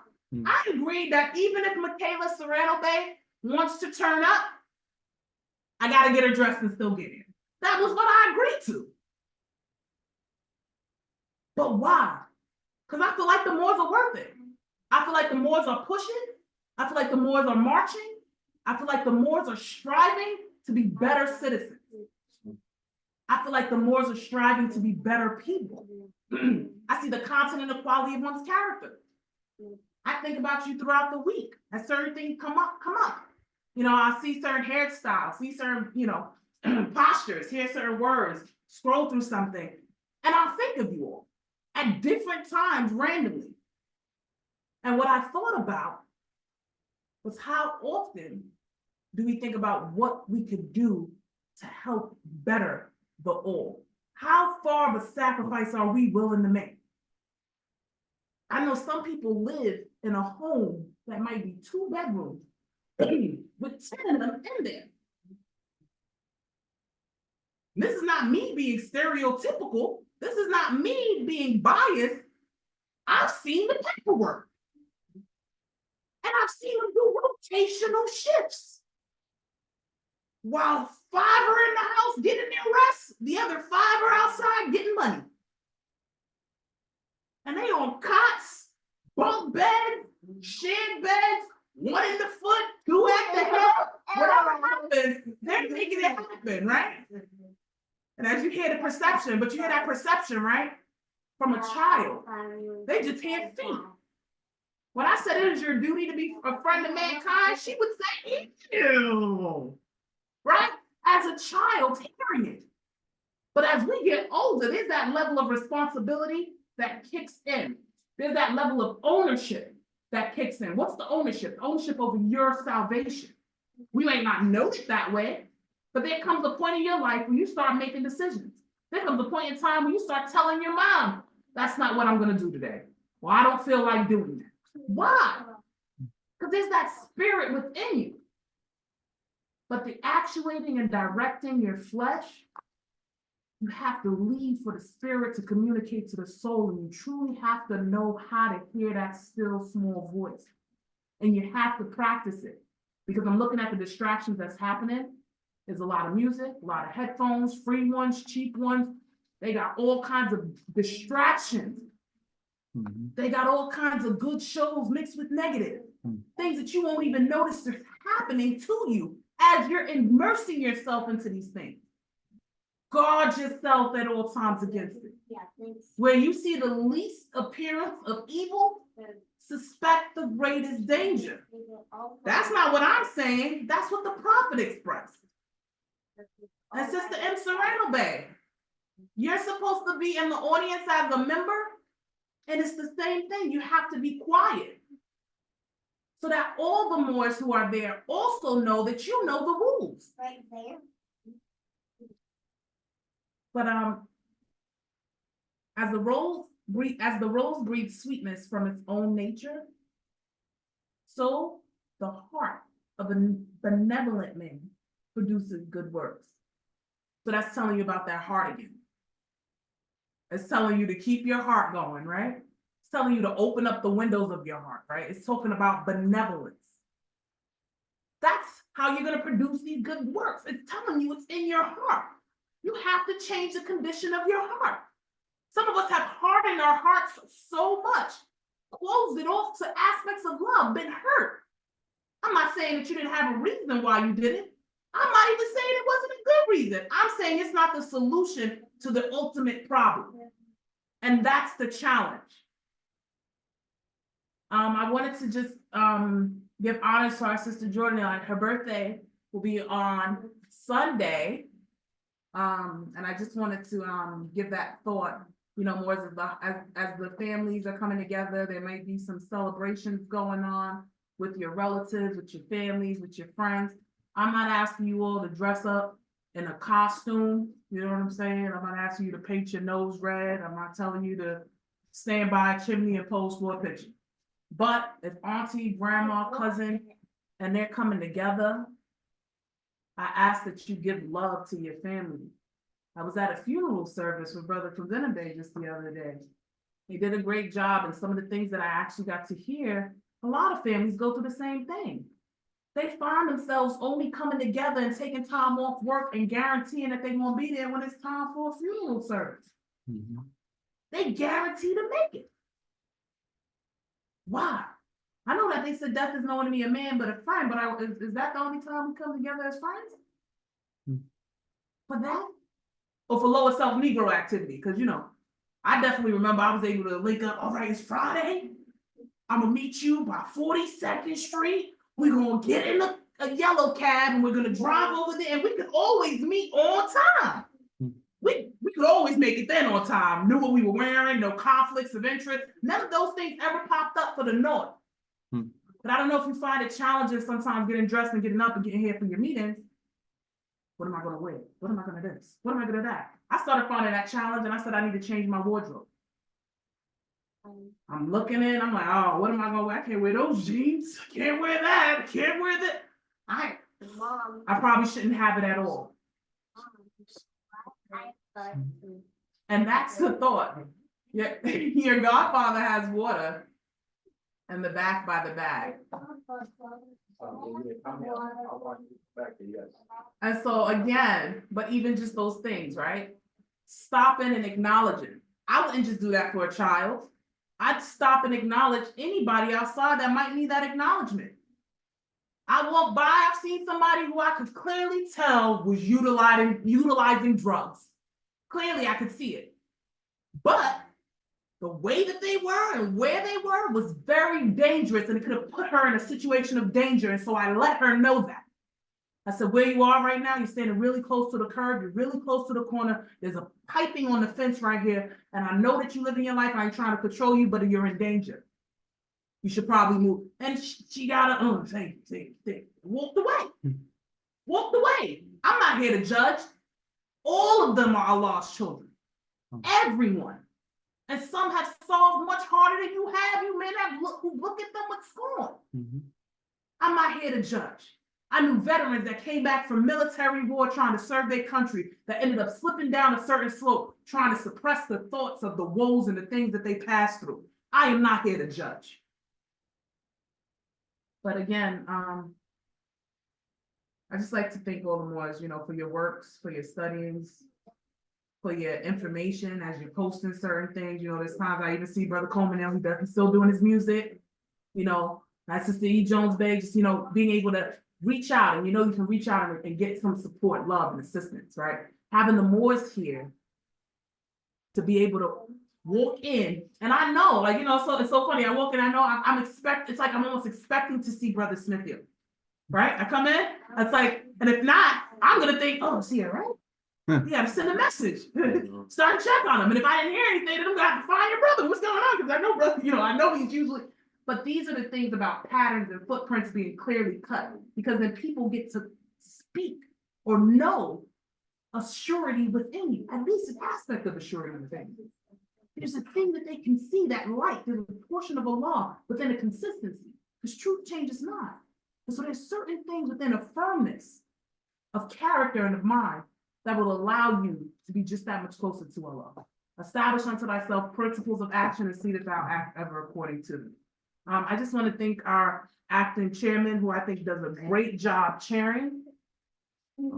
I think he does a great job communicating, and I just want to extend those thoughts and those honors. As the Moors are sitting here at this computer here, listening to the Moors, taking notes, clicking in, making sure you're logging in, it takes work. It takes a lot of work. So I just want to extend those honors to you all, honors to all of the members, honors to our Grand Sheiks across the different states, honors to those grand governors serving in those positions. And of course, the highest honors go to my Prophet Noble Juali. And with that, I say peace. I got time. I got time to work for Allah. I got time. I got time. Saturday, Sunday, Monday, Tuesday, Wednesday, Thursday, all day Friday. I got time to work for Allah. I got time. I got time. I got time to work for Allah. I got time. I got time. I got time to work for Allah. I got time. I got time. Saturday, Sunday, Monday, Tuesday, Wednesday, Thursday, all day Friday. I got time to work for Allah. I got time. I got time. Islam? Islam. Praise Allah. Praise Allah. I'd like to give honors to Sister Grand Sheikh, Sister Cecile Zeal, reading from the Divine Instructions on the Prophet, Chapter 30, Only Instructions from the Prophet, the Social Duties. She read from Divine Instruction 1, Divine Instruction 3. I'd like to say praise Allah and honors to the sister for giving her reading and her word. It all ties together. The emotion, the passion, the energy that the Moors give is just so inspiring. We just all care so much and give and offer what we have and our understandings to this great program, this great movement. Praise the Lord. With that, Moors like to call on the final speaker of the evening, Grand Sheik, Brother David Condemned Bay, after a song. I got time to pray to Allah. I got time. I got time. I got time to pray for Allah. I got time. I got time. Saturday, Sunday, Monday, Tuesday, Wednesday, Thursday, all day Friday. I got time to pray to Allah. I got time. I got time. I got time to talk to Allah. I got time. I got time. I got time to talk to Allah. I got time. I got time. Saturday, Sunday, Monday, Tuesday, Wednesday, Thursday, all day Friday. I got time to talk to Allah. I got time. I got time. I got time to sing for Allah. I got time. I got time. I got time to sing for Allah. I got time. I got time. Saturday, Sunday, Monday, Tuesday, Wednesday, Thursday, all day Friday. I got time to sing to Allah. I got time. I got time. Islam. Islam. Praise Allah.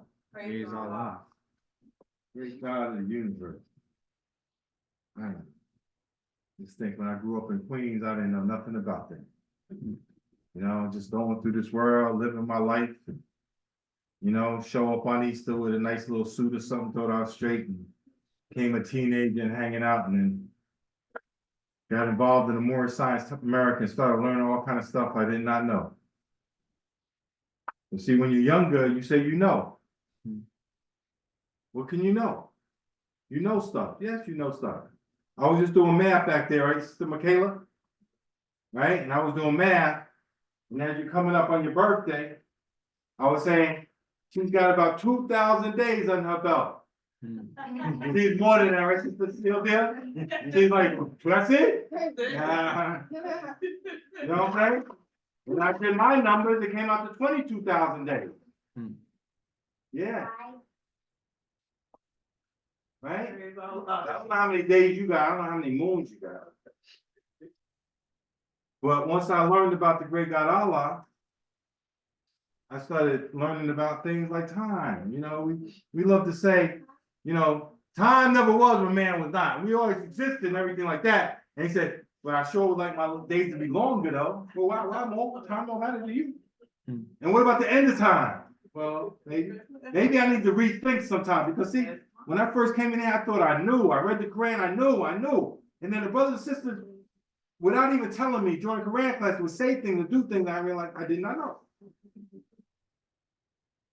And then when you become Sunday school teacher and then you're on Front Street and you got people, it seems like they're taking pot shots at you every week. And I told Brother Sorry said this, I said, at one point I had to get to the point where I had to tell people I did not know. I felt like every week I'm coming in, I gotta know this. The more they hit me with all kind of questions, and when they more said, oh, but blah, blah, blah. I don't know, man. Well, you know, the numbers add up to this and that. I did not know numerology, I'm sorry. Brother Rebels Bay, do you know that? And they asked Brother Rebels Bay. That's hard for us in our vanity and our ego to say we do not know. It's like the prophet said, the pride and emptiness is abomination. Like you're hungry, but your vanity and your pride will not ask your brother or your sister for assistance. That's the pride of emptiness. It's an abomination to Allah. I started learning stuff. Parliamentary procedure, you know, minutes are approved, financial reports are accepted. You know, I started noticing when people want to say something, when I was doing something, point of order, and I'm like, what's that mean? That means I want to speak now. You know what I'm saying? But point of information, and I'm like, oh, I started learning stuff. I thought I was a man, and I found out who a real man was. You know, found out what a prophet was and a mastermind. And I could praise to Allah, honor the prophet, honor to two flags, to the charter, honor to all these different things that the prophet has brought, to what Buddha brought, Confucius brought, Jesus brought, to the masters. Praise be to Allah. You know? Look at that. Got the TV on the wall, Moors. I was turning very looking at me. Does this old plumber know what he's doing? I'm like trying to figure it out. I'm sweating. I'm not having been working since October. You know, I'm out of shape. I'm like, but look at it. Praise Allah. Praise Allah. Technology. That's right. One day, one of the Moors gonna get the first plastic nationality card, and the older Moor's gonna be screaming his head off. Oh, that's not what the prophet boy, that's not what the prophet boy. You have to hold that Moor. You have to love him and hold. Not the prophet. As you put his name and information and the chip in, and you press it out, and you give him the nationality card. Praise Allah. Wow. It's like the first Moor that screamed when we hit Zoom. Exactly. Oh, you gotta make your meeting. Yo, more his COVID, bro. Like, yo, we trying to figure out how to have a meeting. We figured we could do this. The Moors all over could get on this, and then we could meet. The prophet didn't have Zoom. So you're saying the prophet, 1928 convention, Moors all over the country, they can't zoom into the convention because the prophet, you gotta be in the meeting. Come on, Moor. So Garvey and the prophet wouldn't have had the Zoom meeting with all the other Asiatics in America, and then Zoom to the brothers in Africa, and the Pan American, they wouldn't have did that. Sometimes we gotta use the noodle. One of my former used to say, use the noodle, bro. Give praise to anything, honor to everybody.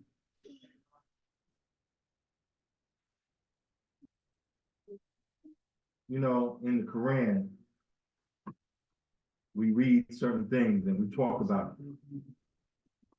But I was talking at the funeral yesterday, I was wondering about when a child gets to a certain age and they get older, and they start asking you the question, why?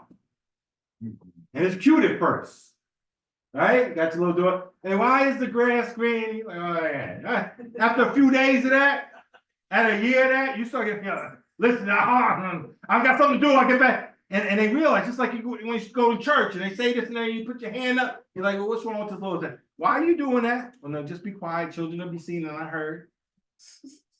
And we keep on suppressing those whys. We keep suppressing those questions. And then you go to things where you get to your job and say, oh, don't talk about religion and politics as your job. And don't talk about this to people. And don't have this discussion. But inside of you used to have all those whys. Why this? Why that? You know, it's interesting. I was telling Sister Cecile that we had one of those. You ever seen someone that's been in a profession for 50 years? They don't want to hear nothing from you. Like, yo, bro, I've been doing this 50 years. That's the kind of funeral director we had last night. His name was Willie Benton. Willie Benton. He's telling us all kind of celebrities that he embalm. I mean, he's saying it like I guess the funeral parlor lingo, he was like the man, like if they had a top 10, you look that up. I bet you if we go Google his name, we're gonna find out. He's like one of the top funeral directors in the country. So it's funny because he's telling us to do one thing, and Sister Sylvia said, listen, the family says they want to go on first, and then the clergy go after them. I said, but the program says the clergy go first. Sister Sylvia says to me, but I talked to the family, that's what they want. So as soon as we get in the back, me and Sister Sylvia will go in the back. And I knew exactly, you saw it happen, right? So he lined up all the family. He got the first family here, the children here, and grandparents here. He got them all lined up. And then he said, we're getting ready to walk in. He said, clergy, come forward. And I knew he's saying it loud, like he's directing people. He's not gonna have no. He comes up there, you gotta go right here in front. I said, sir, the family requested. Yeah, but the clergy's supposed to go in the front. I said, bro, sir, I know that. I'm the clergy, so I know where I'm supposed to go. But the family. Let's think about that. You know the ritual. The family either knows it and doesn't respect it, or doesn't know it and just doing what they think they should do because of ignorance. Right? Now, what do? The funeral director knows. He's got 50-year experience. I know I've been doing it for 20-something years. Funerals, or more than. I know, he knows, but the family, it's not my funeral. It's not my family like in that sense. And I told Sister Seals that that's when you got to make the call for the family. Whether the family wants to do a Moorish funeral, want to have their Christian, or have their Baptist minister come, want Mama to speak, want the Israelite brother to get up, it's not mine. I'm here to serve you. You don't come into the restaurant and I say, you want pancakes and you want and chocolate milk, right? You're like, no, sir. I'll tell you what I want. Because I'm serving you. And I tell Cecilia, and then you looked at me. I said, the family said, they're first and we will follow. And I think I said, we're getting in the back. You comprehend that. After 50 years, he's just like, yeah, one of those kind of things. They're just gonna do it out of order and everything. Okay.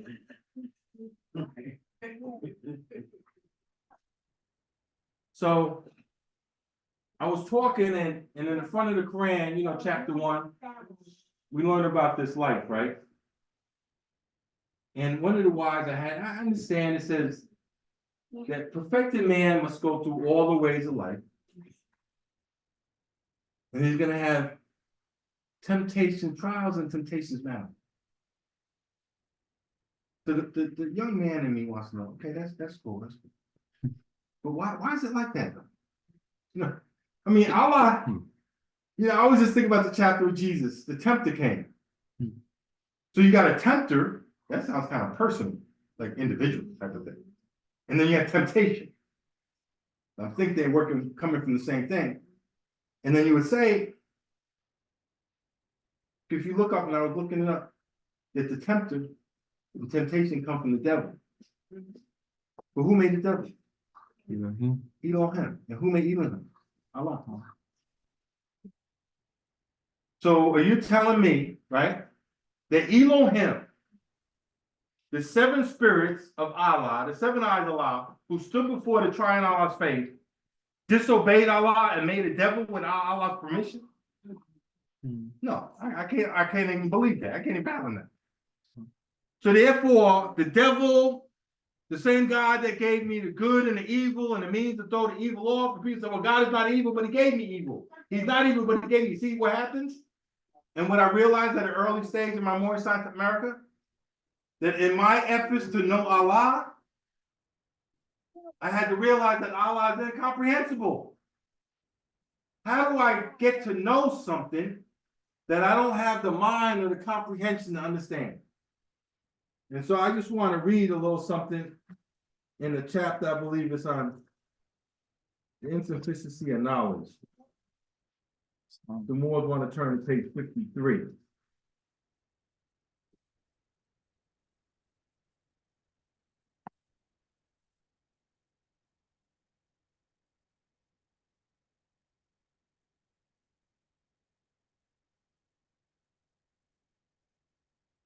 Islam. These are the divine instructions from the Holy Prophet, chapter number 43. Holy instruction of the Prophet, the insufficiency of knowledge. If there is anything lovely, if there is anything desirable, if there is anything within the reach of man that is worthy of praise, is it not knowledge? And yet, who is it that attaineth it? The statesman proclaimeth that he hath it. The ruler of the people claimeth to praise it. But findeth the subject that he possesseth it? Evil is not requisite to me, neither can vice be necessary to be tolerated. Yet how many evils are permitted by the connivance of the Lord? How many crimes committed by the decree of the council? Be wise, O ruler, and learn, O thou that art to command the nation. One crime authorized by thee is worse than escape from punishment.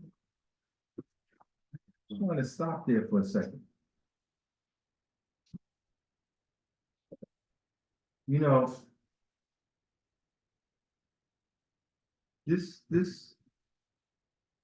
thought, this way about us, which is called free will, that we have the power to choose. You know, we're made as the pride of Allah's creation. And we're given this ability to choose. You know, there's a part where it says there's no compulsion in Islam. There's no compulsion in Islam. The glory of Allah is that who read the chapter about the footprints? Jordan. It's Jordan, right? He says the master leaves his footprints clearly cut, right? So right? So here comes Brother Clendenberg, right? They got footprints. But I have a choice. Don't we see it all the time? All you brothers and sisters that's in the Moorish side of America, right? I was just telling Sister Steele about this brother that I seen, and like, I don't know if you ever see this brother called New More Order, right? But the what I love is that he gives all the different scenarios, but then he goes back to the Holy Quran, the questionary, and the Moorish literature.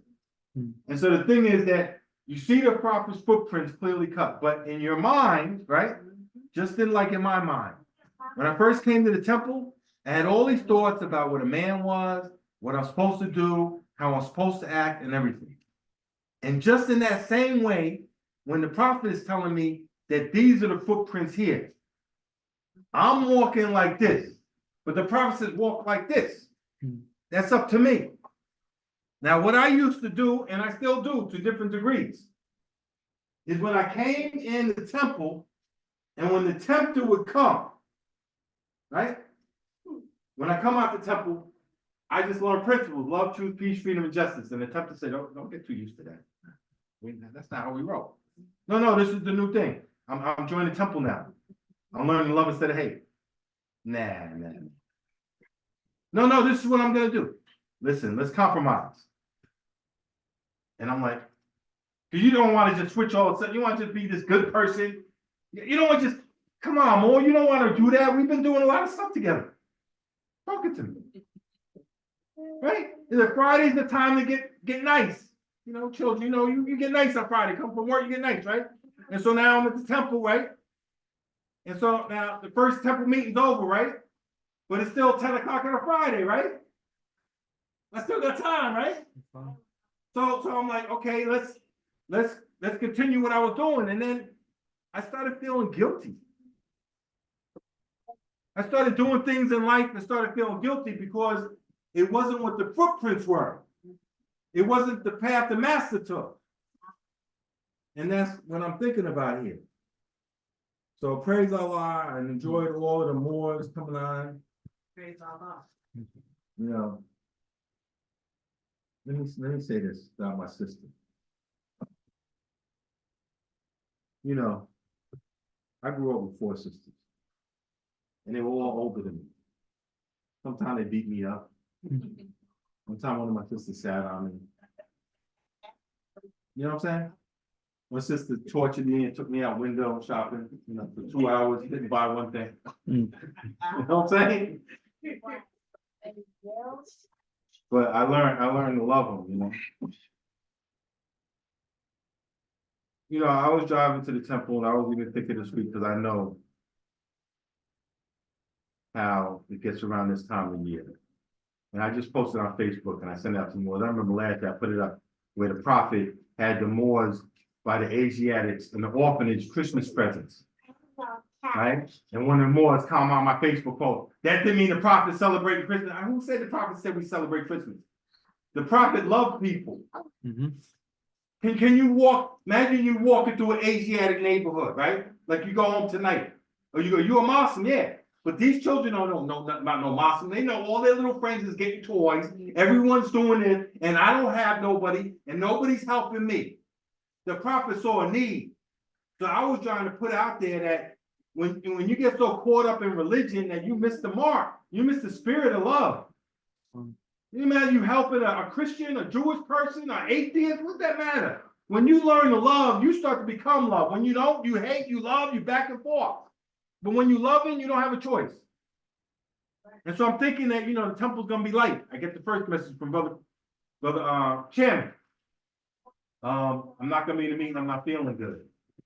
All right. Then I get a message from Brother Jordan here. And Brother Jordan here was telling me that he's not feeling good. And so I'm running a little late, a little bit of traffic. And then I'm saying to myself, wow, there's probably gonna be no one in the temple. And then I get here, and Brother With Smithfield doing his thing, getting everything ready. Praise Allah. And I said to myself, I guess just me and Bud Smithfield, I guess. And as I said that to myself, there's a knock at the door. And there's my sister. Oh, yeah, respect me, my sister. And it was just like a moment with Allah, like Allah, I got you. And when Allah got you, don't mean He got you to what you've been. Because I'm only gonna love who people love me, because that's the way I grew up. I'm trying to get out of it. Until I become love, I'm gonna do that to different degrees. I only respect those that respect me. See, we live in this world, and you don't give it, you don't get it. But that's not what it's supposed to be. That's what we're doing, because that's our carnal nature doing things. But if Jesus did that or Allah did that, we'd be in big trouble. You know, Jesus came and you spat at him, he loved you. You disrespected him, he respected you. Because he was love, he was respect, he was all of that. And you can't show people to be something you're not. So I love you, I'm mad at you, I'm everything just like my sister. You beat me up, I want to beat you back. I mean, but inside it's like Allah's trying to show me, bro. Like I've been talking to Sister Seals here, she's making to me this sensitive brand chic and this brother that, because when I first came in the temple, I thought I had more tools to do more battles with people. Because I was into battling, because that's where I grew up. And so when I got the prophet, I just had more ammunition. I could battle you with the prophet, I got my nationality, tell you he wasn't black, I could do all of this stuff, but it's still a wrong kind of vibration.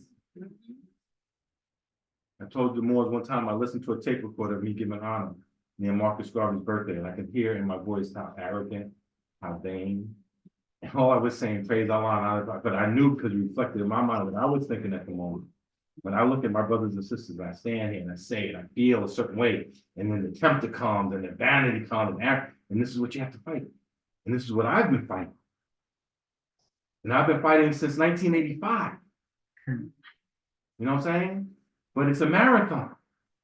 And so when you have a marathon, you can't look. You can't get on the beginning of the New York City Marathon and stand at the foot of the Verrazano Bridge and think about, oh, I gotta go through the bridge, I gotta go into Brooklyn, I gotta go to Queens. Nah, you can't think like that. You gotta think I gotta put one foot in front of the other. I gotta put one foot in front of the other. I gotta watch my hydration. I gotta keep my thoughts right. I gotta get me a nice pace for me. I can't worry about the guy going faster than me and slower than me. It's not about them, it's about me. I know my pace. I know what I practice. You know, to warm my heart is that in the next day of the New York City Marathon, you would read or hear in the news, here comes someone like 3 o'clock in the morning. Somebody that did it in a wheelchair, or someone did it with one leg, and they just finished you say, but the marathon, they finished it yesterday afternoon. Now the police and everything watch that one person until they finish. Wow. So what do we learn by that? What do we learn about that? We learn that we all grown. We're all growing along the way.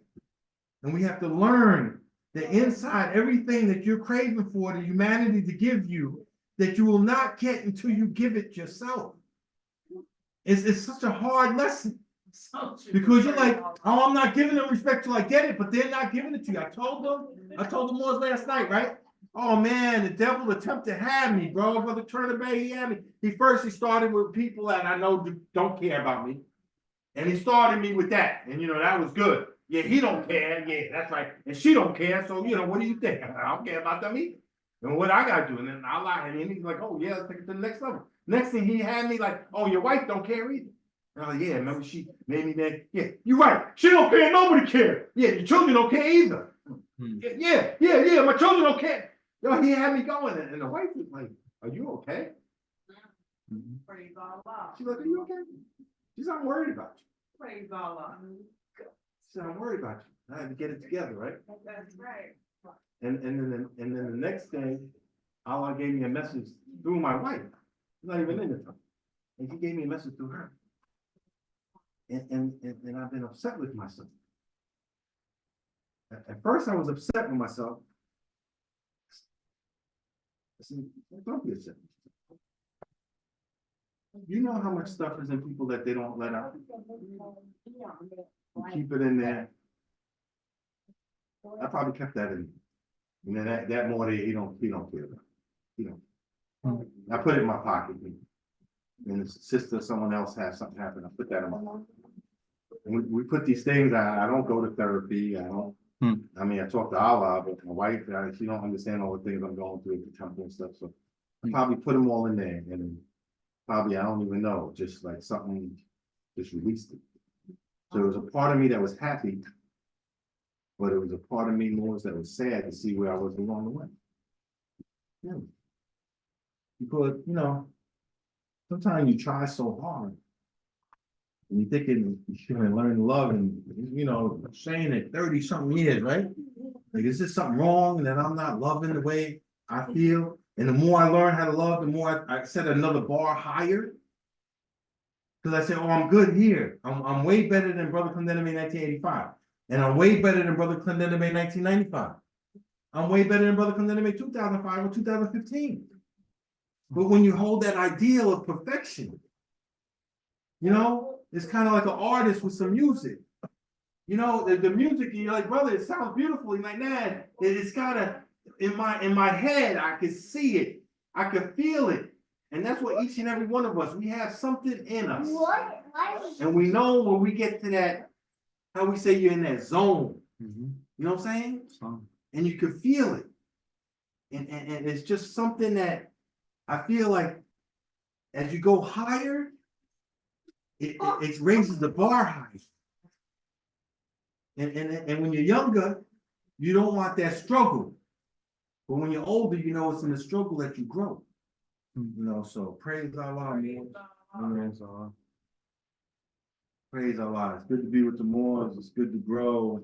It hurts sometimes to face your own self. But you're not gonna go nowhere. And to my sister, I continue whatever reason Allah put you on my path, me and your path, with your family, beautiful family. Only Allah knows. For the Cyrus here, all of us together. One thing I read in that song, I thought was this. One time I asked Brother Lovia, someone was really messing with me. I just Brother Lovia, I can't. He said, well, sometimes you gotta do it for Allah. So what do you mean? If you can't love him for yourself, if you can't respect yourself, do it to Allah, because that's Allah's child. You guys put yourself in the state of mind. It don't matter what they do. It's what you do, what you about. You start measuring yourself to other people, you done lost the battle.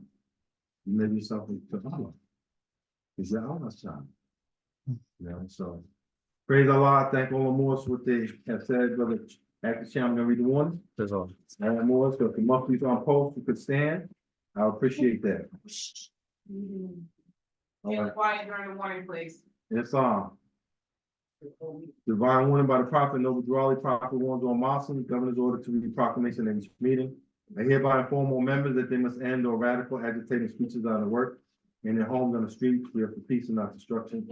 Stop placing the cause of Europeans to cause confusion. Remember, your cause is for your salvation. Failure to obey these orders will be a severe consequence. We are for love, truth, peace, freedom, and justice. And when these principles are violated, justice then must take its course. It's on, sister. Come on. All right, now you gotta read. Come on. Sister Mufti. Sister Mufti. Let's go. Come on. Yeah, because you want to talk, so you might as well talk the Prophet talk. All right, come on. Here we go. Repeat after me. Here we go. Any member? Say any member? Or group of members who hold malicious feelings towards the temple or the prophet or violate the divine covenant of the Moorish movement will receive the reward. See their reward from Allah. Are you squared up? Square your feet up. Let's go. Come on. You're in front of the Moor. Okay. All right. From Allah for their unjust deeds. All true Moors must obey the law as laid down to them by the prophet. All right, Xerxes, come on up here and finish it out for us. Come on. Right here. They lose confidence. That they lose confidence in their prophet, they should turn in their car and button, cease wearing their turban and fez, and return to safety, return to the state where I, the prophet, found you. This is the holy and divine movement founded by the prophet Noble Dwali. And if the prophet is not right, the temple is not right. The prophet, therefore, is sending out the divine plea to all Moorish Americans that they do their part in protecting their prophet and the temple. This is an everlasting movement founded by a prophet through the will of Allah to people in a simple way, by order of Prophet Noble Dwali. Beautiful. Well done, Morris. Praise the Lord. Peace. Praise the Lord. Peace.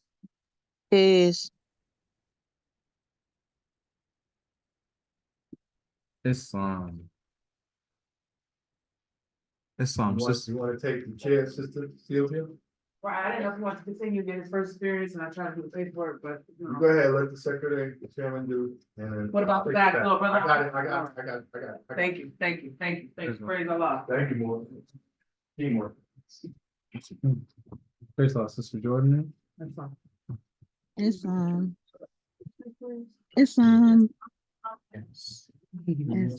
praise and honor is already given.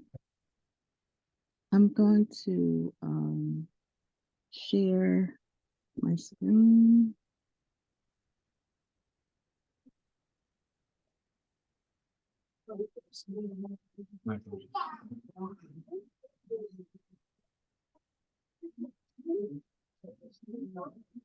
Praise the Lord. Can you see this? It's on. Yes, we can. Praise the Yes. Lord. Praise the Lord. So, as far as announcements go, we'll start with this upcoming celebration, Prophet's birthday, January 8th, 1886, the Prophet was born. And so we'll be celebrating on Monday, January 8th, 2024 at 2 p.m. with Temple 21. They are located at 349 Bainbridge Street, right there in Brooklyn, not far from our temple, Temple 34. So we look forward to seeing the Moors. I've been in contact with Sister B. Williams Eel, and as they continue to plan, she will let me know how we can assist. And I'll make sure to let the Moors know if they need anything and what we can do going forward with that. Praise the Lord. Just a reminder that if you are not able to come to the temple to pay your dues in person, that you can do so through Cash App. Our Cash App is $MSTA34. That's $MSTA34. Before I'm just gonna go back to, before I get to that, just a reminder that our temple meetings, we meet for the holy day, which is Friday night at the temple in person. It begins at 7:30 and we run to 10 p.m. If you are unable to make your meeting in person, you can join us on Zoom, and that information is provided in our Facebook chat. If you have any questions that you would like to ask related to the temple and so forth, or just you're reading the Quran, I wanted to remind the Moors that they can join us on Thursday for Quran questions. Okay. And then you can also join us on Sunday school on Sunday from 2 to 4.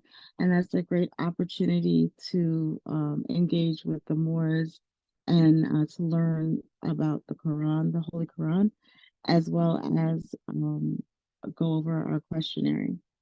So you can bring your questions then. If you need to contact any of the sheiks or you have any questions, you can shoot us an email if you like to moorsciencetemple no.34@gmail.com.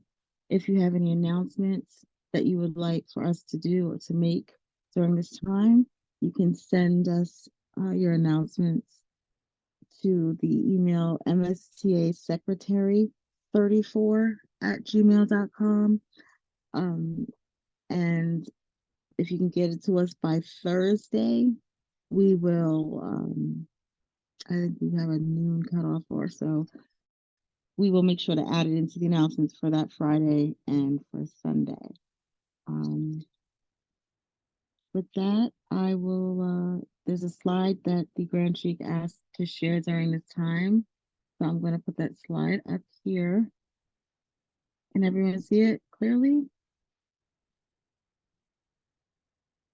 Islam? Islam, we can see it. Praise the Lord. Grand Sheik asked to share this during secretary time, so I'll just leave that on the screen. Is that okay?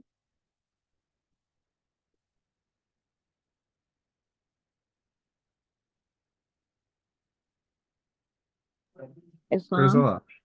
Praise the Lord. Islam, I just So, want to get it at this end. Thank you so much, dear sister, for sharing the slide, but also giving the information, the dates, all the updates that we needed, sharing the Cash App both vocally, but also you shared it on the screen and we were able to see that. We just muted out on this end, so the feedback from the secretary's table wouldn't affect your message. praise the Lord. Praise the Lord. Okay, with that I say peace. Peace. Islam, I see Brother Jay Coleman Ill has his hand up. Islam, Brother Coleman Ill. Islam More's happy holy day. Praise Allah, honor to the Prophet, Noble Jew Ali. The holy confidant of the Asiatic nation, ye are the children of one father, provided for by his care. And the breasts of one mother have given you suck. Let the bonds of affection, therefore, unite thee with thy brothers, that peace and happiness may dwell in our Father's house. And when ye separate in the world, remember the relations that binded you to love and unity. And prefer not a stranger before thy own blood. If thy brother's in adversity, assist him. If thy sister's in trouble, forsake her not. So shall the fortunes of thy father contribute to the support of his whole race. And his cares be continued to you all and your love to each other. Peace and love, Moors. Happy holy day.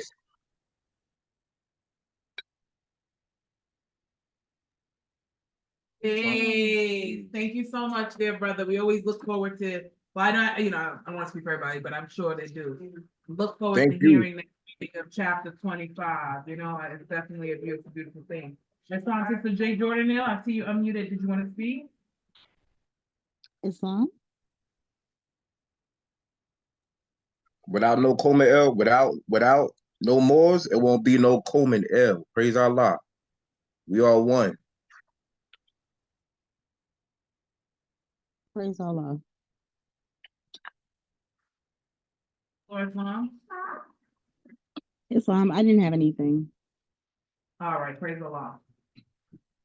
I just wanted to, I guess while we were having a discussion, Sister Jordan, I don't know if you wanted to share your email one last time. I know you had given the Moors the update about if they wanted to announce certain things or they wanted to have certain things shared. There was a method that you were trying to start with yourself and the assistant secretary, Brother I. Smithfield. Islam? Islam. Islam. Yes. So with regard to announcements, if you would like us to share birthdays, birth announcements, passing of a relative or a member or a former member, if you'd like to announce maybe an upcoming event you'd like the Moors to know about that you think that we should participate in, please feel free to send an email to to MSTA Secretary 34. That's MSTA Secretary 34 at gmail.com. If you can get it to us by Thursday, at least by noon, we'll be sure to include it in the Friday announcements and the Sunday announcements as well. As well, if you need to reach out to the temple, maybe there's something that you'd like to send an email to the temple, you can do so by sending it directly to Morris Science Temple no.34@gmail.com. And we'll definitely get back to you. Several of us have access to that email, and one of us will be sure to reach out to you. With that, I say peace.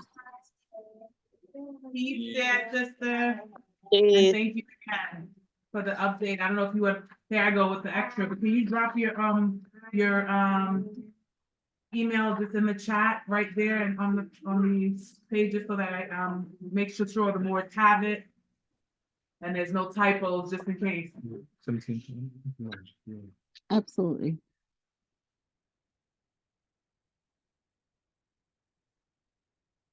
I'll add it right now.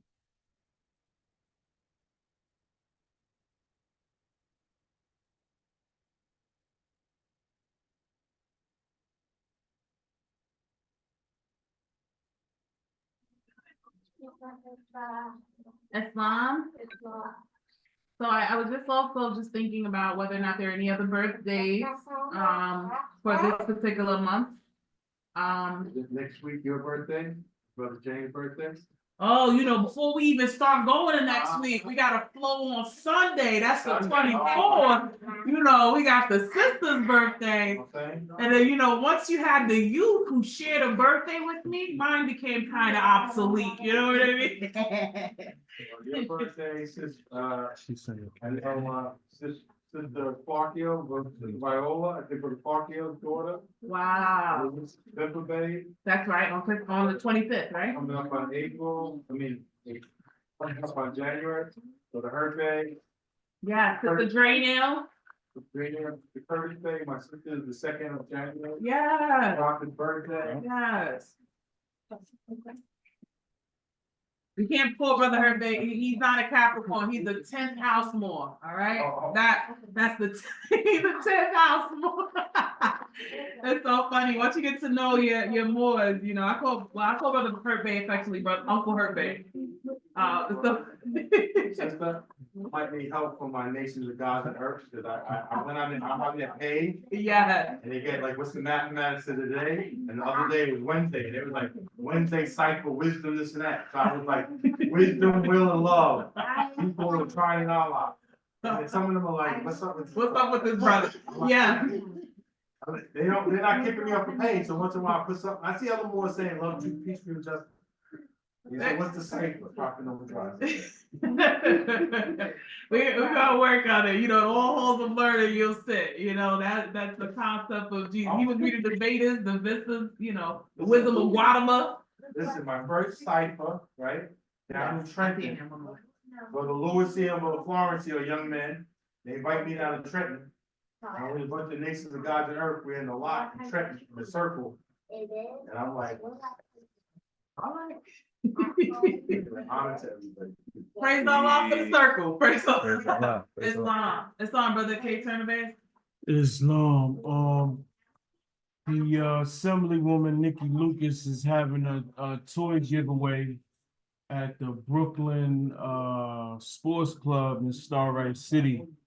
So this is like an open invite to anybody who got children and they want to, obtain some toys or whatever, or they know anybody that want to, that is in need of toys, or they want to aid and assistance in giving out of toys. It's tomorrow. I'll put in the chat what time and the correct address. With that, I say peace. Hey. So again, I'm not sure if you could just maybe share also that message with the secretary, assistant secretary, just so that they can also, I know they do, they share the announcements and share certain things, just so that it's a complete streamline. I also see we have a hand by our assistant chairman, It's Brother long. El I don't Sereno Bay. understand what you mean. Just one moment, I'll come back.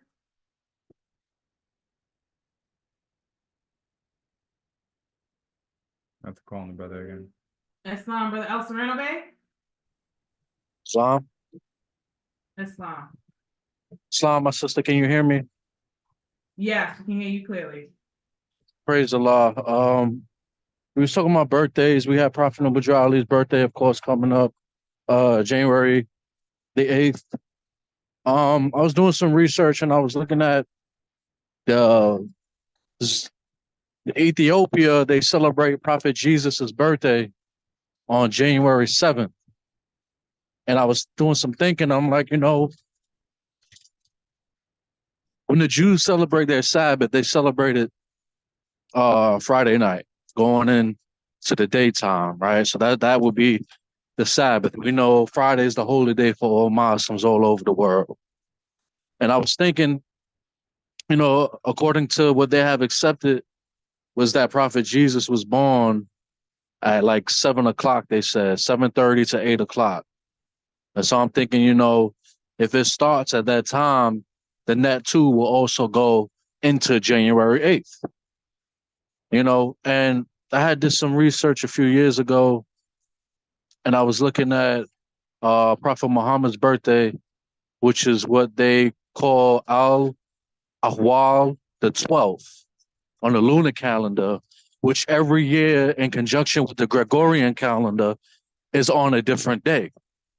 And in 2016, Al-Ahwal on the 12th on the lunar calendar was in conjunction with January 8th, which is Prophet Noble Ali's birthday in 2016. So, when I think about Prophet Muhammad being the first unto whom Jesus was reincarnated, and I think about Prophet Noble Ali being the reincarnation of Jesus, I think it's very, very, very interesting and symbolic. And I just wanted to share that with the Moors. Peace and love.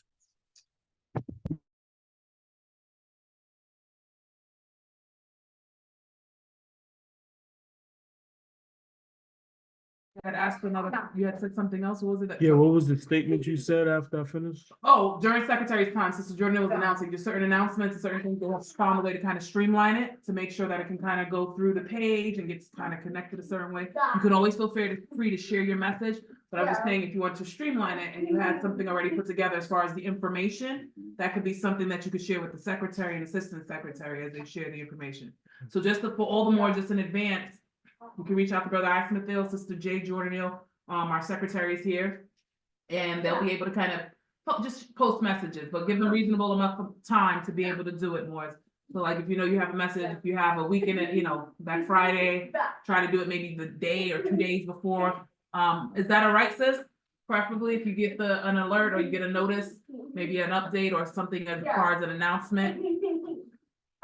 Would you say a day before, a week before? What makes it the most easiest for you and Brother Smith Hill, both of you? Islam. We'll do our best. Of course, we'd appreciate, if you can get it to us before Thursday, of that week. And if, anytime during that week, we'll be sure to share it. We'll put it in the chat, share it with the sheiks, and then the sheiks can share it, further out. So that's fine. I will make sure to keep sharing it up until the date that it happens. And we'll make sure to get it on our other pages. There's the Moorish, this is the auxiliary page for Temple 34. So we'll just make sure to keep doing that until the date, if you like. Otherwise, whenever we get it, we'll be sure to share it. If it's timely, with the date. So either way, but if you can send it to us, we'll do that work for you guys as well. Praise Does that make sense, brother? That does makes it's clear for me. Praise Allah. Praise Allah. I'm 5 years old, Autumn. Islam. Islam? Islam, Brother Coleman, is that you? Islam, I just want to give a big Go ahead, honor. brother. I just want to give an honest to the More Science Temple of America. You know, this is truly like a divine hospital. You know, it's like Noah's Ark. Like you just come in, like you could be going through something, right? And then you come into More Science Temple of America, and it's like you receiving your medicine. You know, just by these lessons that the prophet prepared for us.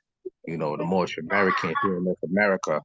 You know, it's just truly an honor just to be a member of the Moorish Science Temple of America, and it's truly an honor to have you Moors, Brother W. Kadena Bay, and his sister, Brother, I. Smith Ill, to come here and have these doors open for the Moors, praise Allah, just for being there in the physical, because it wasn't for y'all, it wouldn't be no Zoom. We wouldn't be able to, come on Zoom and have our meeting. I just want to give a big honors to the Moors. Brother coming from Maryland, it's truly an honor, man. Allah bless y'all all and everything, because, I love y'all. Shout out to brother El Serrano Bay too, man. You doing a marvelous job. Shout out to the Jordan Ill families. I'm proud of y'all. All the Moors, man. I'm proud of all the Moors, man. I'm here, Fridays, Sundays, and I just hear the Moors and everything, and I'm inspired. Sister Jordan Ill, do you want to talk about the lightings you were seeing in the neighborhoods with the Christmas lights and everything like that? Um, I just, it's sure in the Praise Allah. neighborhood, it's such a big thing here, and it's almost like they do these, and for the holidays, the lights, they have sort of a competition. So, tomorrow night we'll go out and take some pictures and videos and share. It's just incredible the artistic skills that the people have put into it, and I can't even imagine the amount of expense for it. But it's beautiful, it's inspiring, and I like to take those ideas and think, okay, well, for the prophet's birthday, how can I do the same? How can I find ways to decorate and celebrate my, outside my own home? But I'm glad that you were able to see that and enjoy that. So I'll be sure to share more. With that, I say peace. Praise Allah, peace. I seen the Santa Claus in the window. Praise Allah, peace.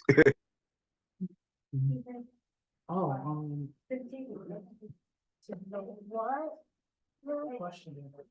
Praise Allah. Just wrapping up on the financial side. Just one moment. Michaela, Sister M. Serrano Bay, do you remember that when we're in the meeting, that there is a way you're to behave? Michaela? Yeah, you're doing a really good job, right, for a 5-year-old, but I need you to, listen to me, It's Islam, fine. It's sister. Didn't you ask to be Sister Mufti? And what's supposed to happen when you're Sister Mufti? You're supposed to do what? What are you supposed to do as Sister Mufti? And you're supposed to listen, right? Yeah. All right. And so I expect you to listen. Are you hearing me? No. I know it's a little challenging, but you're doing great, all right? We're almost done with the meeting. We're gonna say the prayer together. Awesome. Are I'll be right.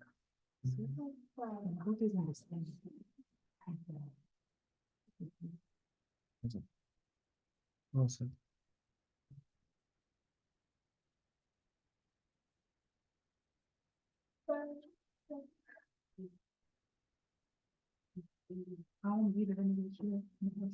Praise Allah. Praise Allah. I was not answer. Say you were for sure. But it wasn't before December, so I think it's my time. I know you want to subtract 25, I think 25, I don't know my age now. Whatever, subtract it, whatever, subtract the years. Someone just, give you a quick laugh, I don't remember my age, right? So, I'm not, look, Trinity, you gave the side eye.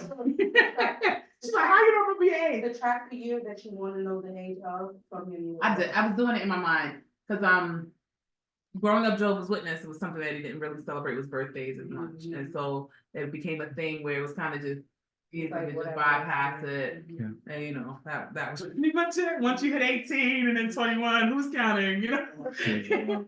That was the thought at a point. I want to.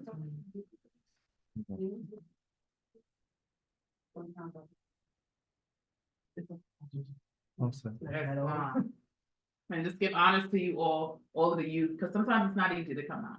Especially when you know, you want to be at home, you want to chill, you can Netflix, you can do your phone, you can get FaceTime, you got your friends, you got all these things. But it's a beautiful thing to have you all come out and still just kind of keep us in our harmony. It adds to the vibration of the meeting. As Brother Xerxes read that portion, and he was like, "Or return to the state where I, the prophet, found you." I didn't think about state.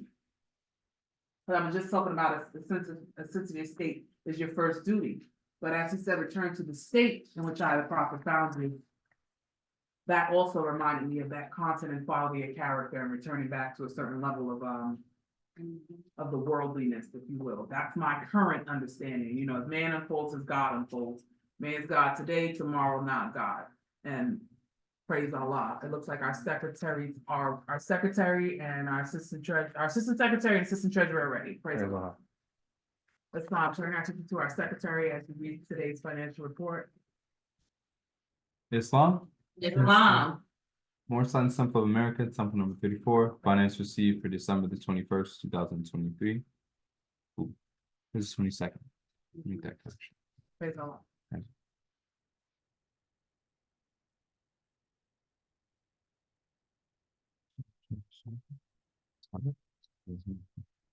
Public collection, we took in $7. Uplifting fund, we took in $2. Travel fund, we took in $4. Local building fund, we took in $4. Totaling a grand total of $17. And a total attendance in person on Zoom of 24. That I say peace. Okay. You heard the reading of today's financial report. What is the will and pleasure of the Lord? Islam, Jonathan? As long as we're having great the law, the ones who Holy Ghost is talking to you already comes everything that we to impact the beginning of the meeting. I move that the financial report be accepted with any corrections if there be any. Islam. Islam. Islam. Brother Bay. Giving honors to Allah, honors to the Prophet, honor to all the Praise brothers to and Allah and sisters. honor to the Prophet. Praise to Allah, honors to the Prophet, and to all my brothers and sisters, and to the office officials, chiefs and chiefs. I second that motion. Praise Allah. It was moved by Sister E. Jones Bay, seconded by Brother G. Barnaby Bay, that the financial report be accepted with the necessary corrections if there be any. You heard the motion. Are you ready for the question? Question. All those in favor, please show by the board's way of voting. All those opposed, same sign. Let the secretary note that the motion has been carried. Carry. Praise Allah. Praise Allah. Praise Allah. There we go. So, one second. Now, Brother Barnaby Bay, I know that there was something you said you wanted to share. You want to tell them what you were traveling, you were heading out. So if you want to give that message before we cut out. Islam. Tomorrow I'm traveling to my native country of Panama. And I know for a fact that one of the Moors from Philadelphia, but our Cunningham Bay, he traveled to Panama last year. He was the first one to enter Panama with a nationality card, right? And if everything goes well, I shall be the second Praise Allah. to make history with that. And hopefully I could talk with my Muslim brothers over there and start finding a way to establish a temple over there. So that's one of my goals really. So I'm going for a month, and I just want to like feel the grounds and see where we stand with the Quran and all that. I wanted to share with them because I have Muslim brothers, like my sensei, he's a Muslim. And his father was a Muslim, so they're a generation of Muslim. So with that, I said peace. Peace. But I was also gonna just say, just really quickly, I don't want them always feeling like it's all right to go on the highways and the byways and just start opening up temples and setting aside. No, 1 second, let me complete my thought. So with the understanding, I just wanted to make sure that you understand what the brother's communicating. He's just gonna be reaching out and just seeing where the minds are, just seeing what information he can already share that is already available. Not going out on the highways and the byways and going to buy the building and starting to branch out here, but that's not what the brother was saying. The brother was speaking to just bringing some of this information that he has found with him living the life of a Moorish American to those in his native country of Panama. And so I extend honors to you for the thought and for wanting to bring this back to your family's country. And I also just offer you that opportunity when you if you don't have WhatsApp, download WhatsApp, and then you can tie in. I know you speak to Brother Ferguson now. He's fluent in Spanish. It'd be great if you did a conversation or something of that nature, who's also from Panama, right? To have that tie-in and that communication. I think that'd be a great way for you to communicate, because there may be questions that come up, right? And there's even times, just even me, right? Here in the temple, that there's questions someone may ask that I might not have thought of from that perspective, but there's someone who's been in the movement or just been on the plane that things may manifest for longer, and so they may have a way of answering. There's things that I would come, plumbing, certain things that I may come and ask. You get what I'm saying? As opposed to just Googling it and trusting. You know what I'm saying? So I value what you're pushing to do. May you travel safely. May Allah be with you. Hope you have Wi-Fi so we can see you log into the meeting. I know. Praise the Lord. Praise the Lord. Definitely will. Show us a little beautiful background, give a little sun to the Moors while we out here, in the winter months. So all right, Moors, it's 10:12. At this moment, we're gonna have our prayer. So I'm gonna sound the gavel 3 times so that we can close out. Allah forgive us, because once again, meetings are to be open and closed promptly according to the Circle 7 and love and peace, freedom, and justice.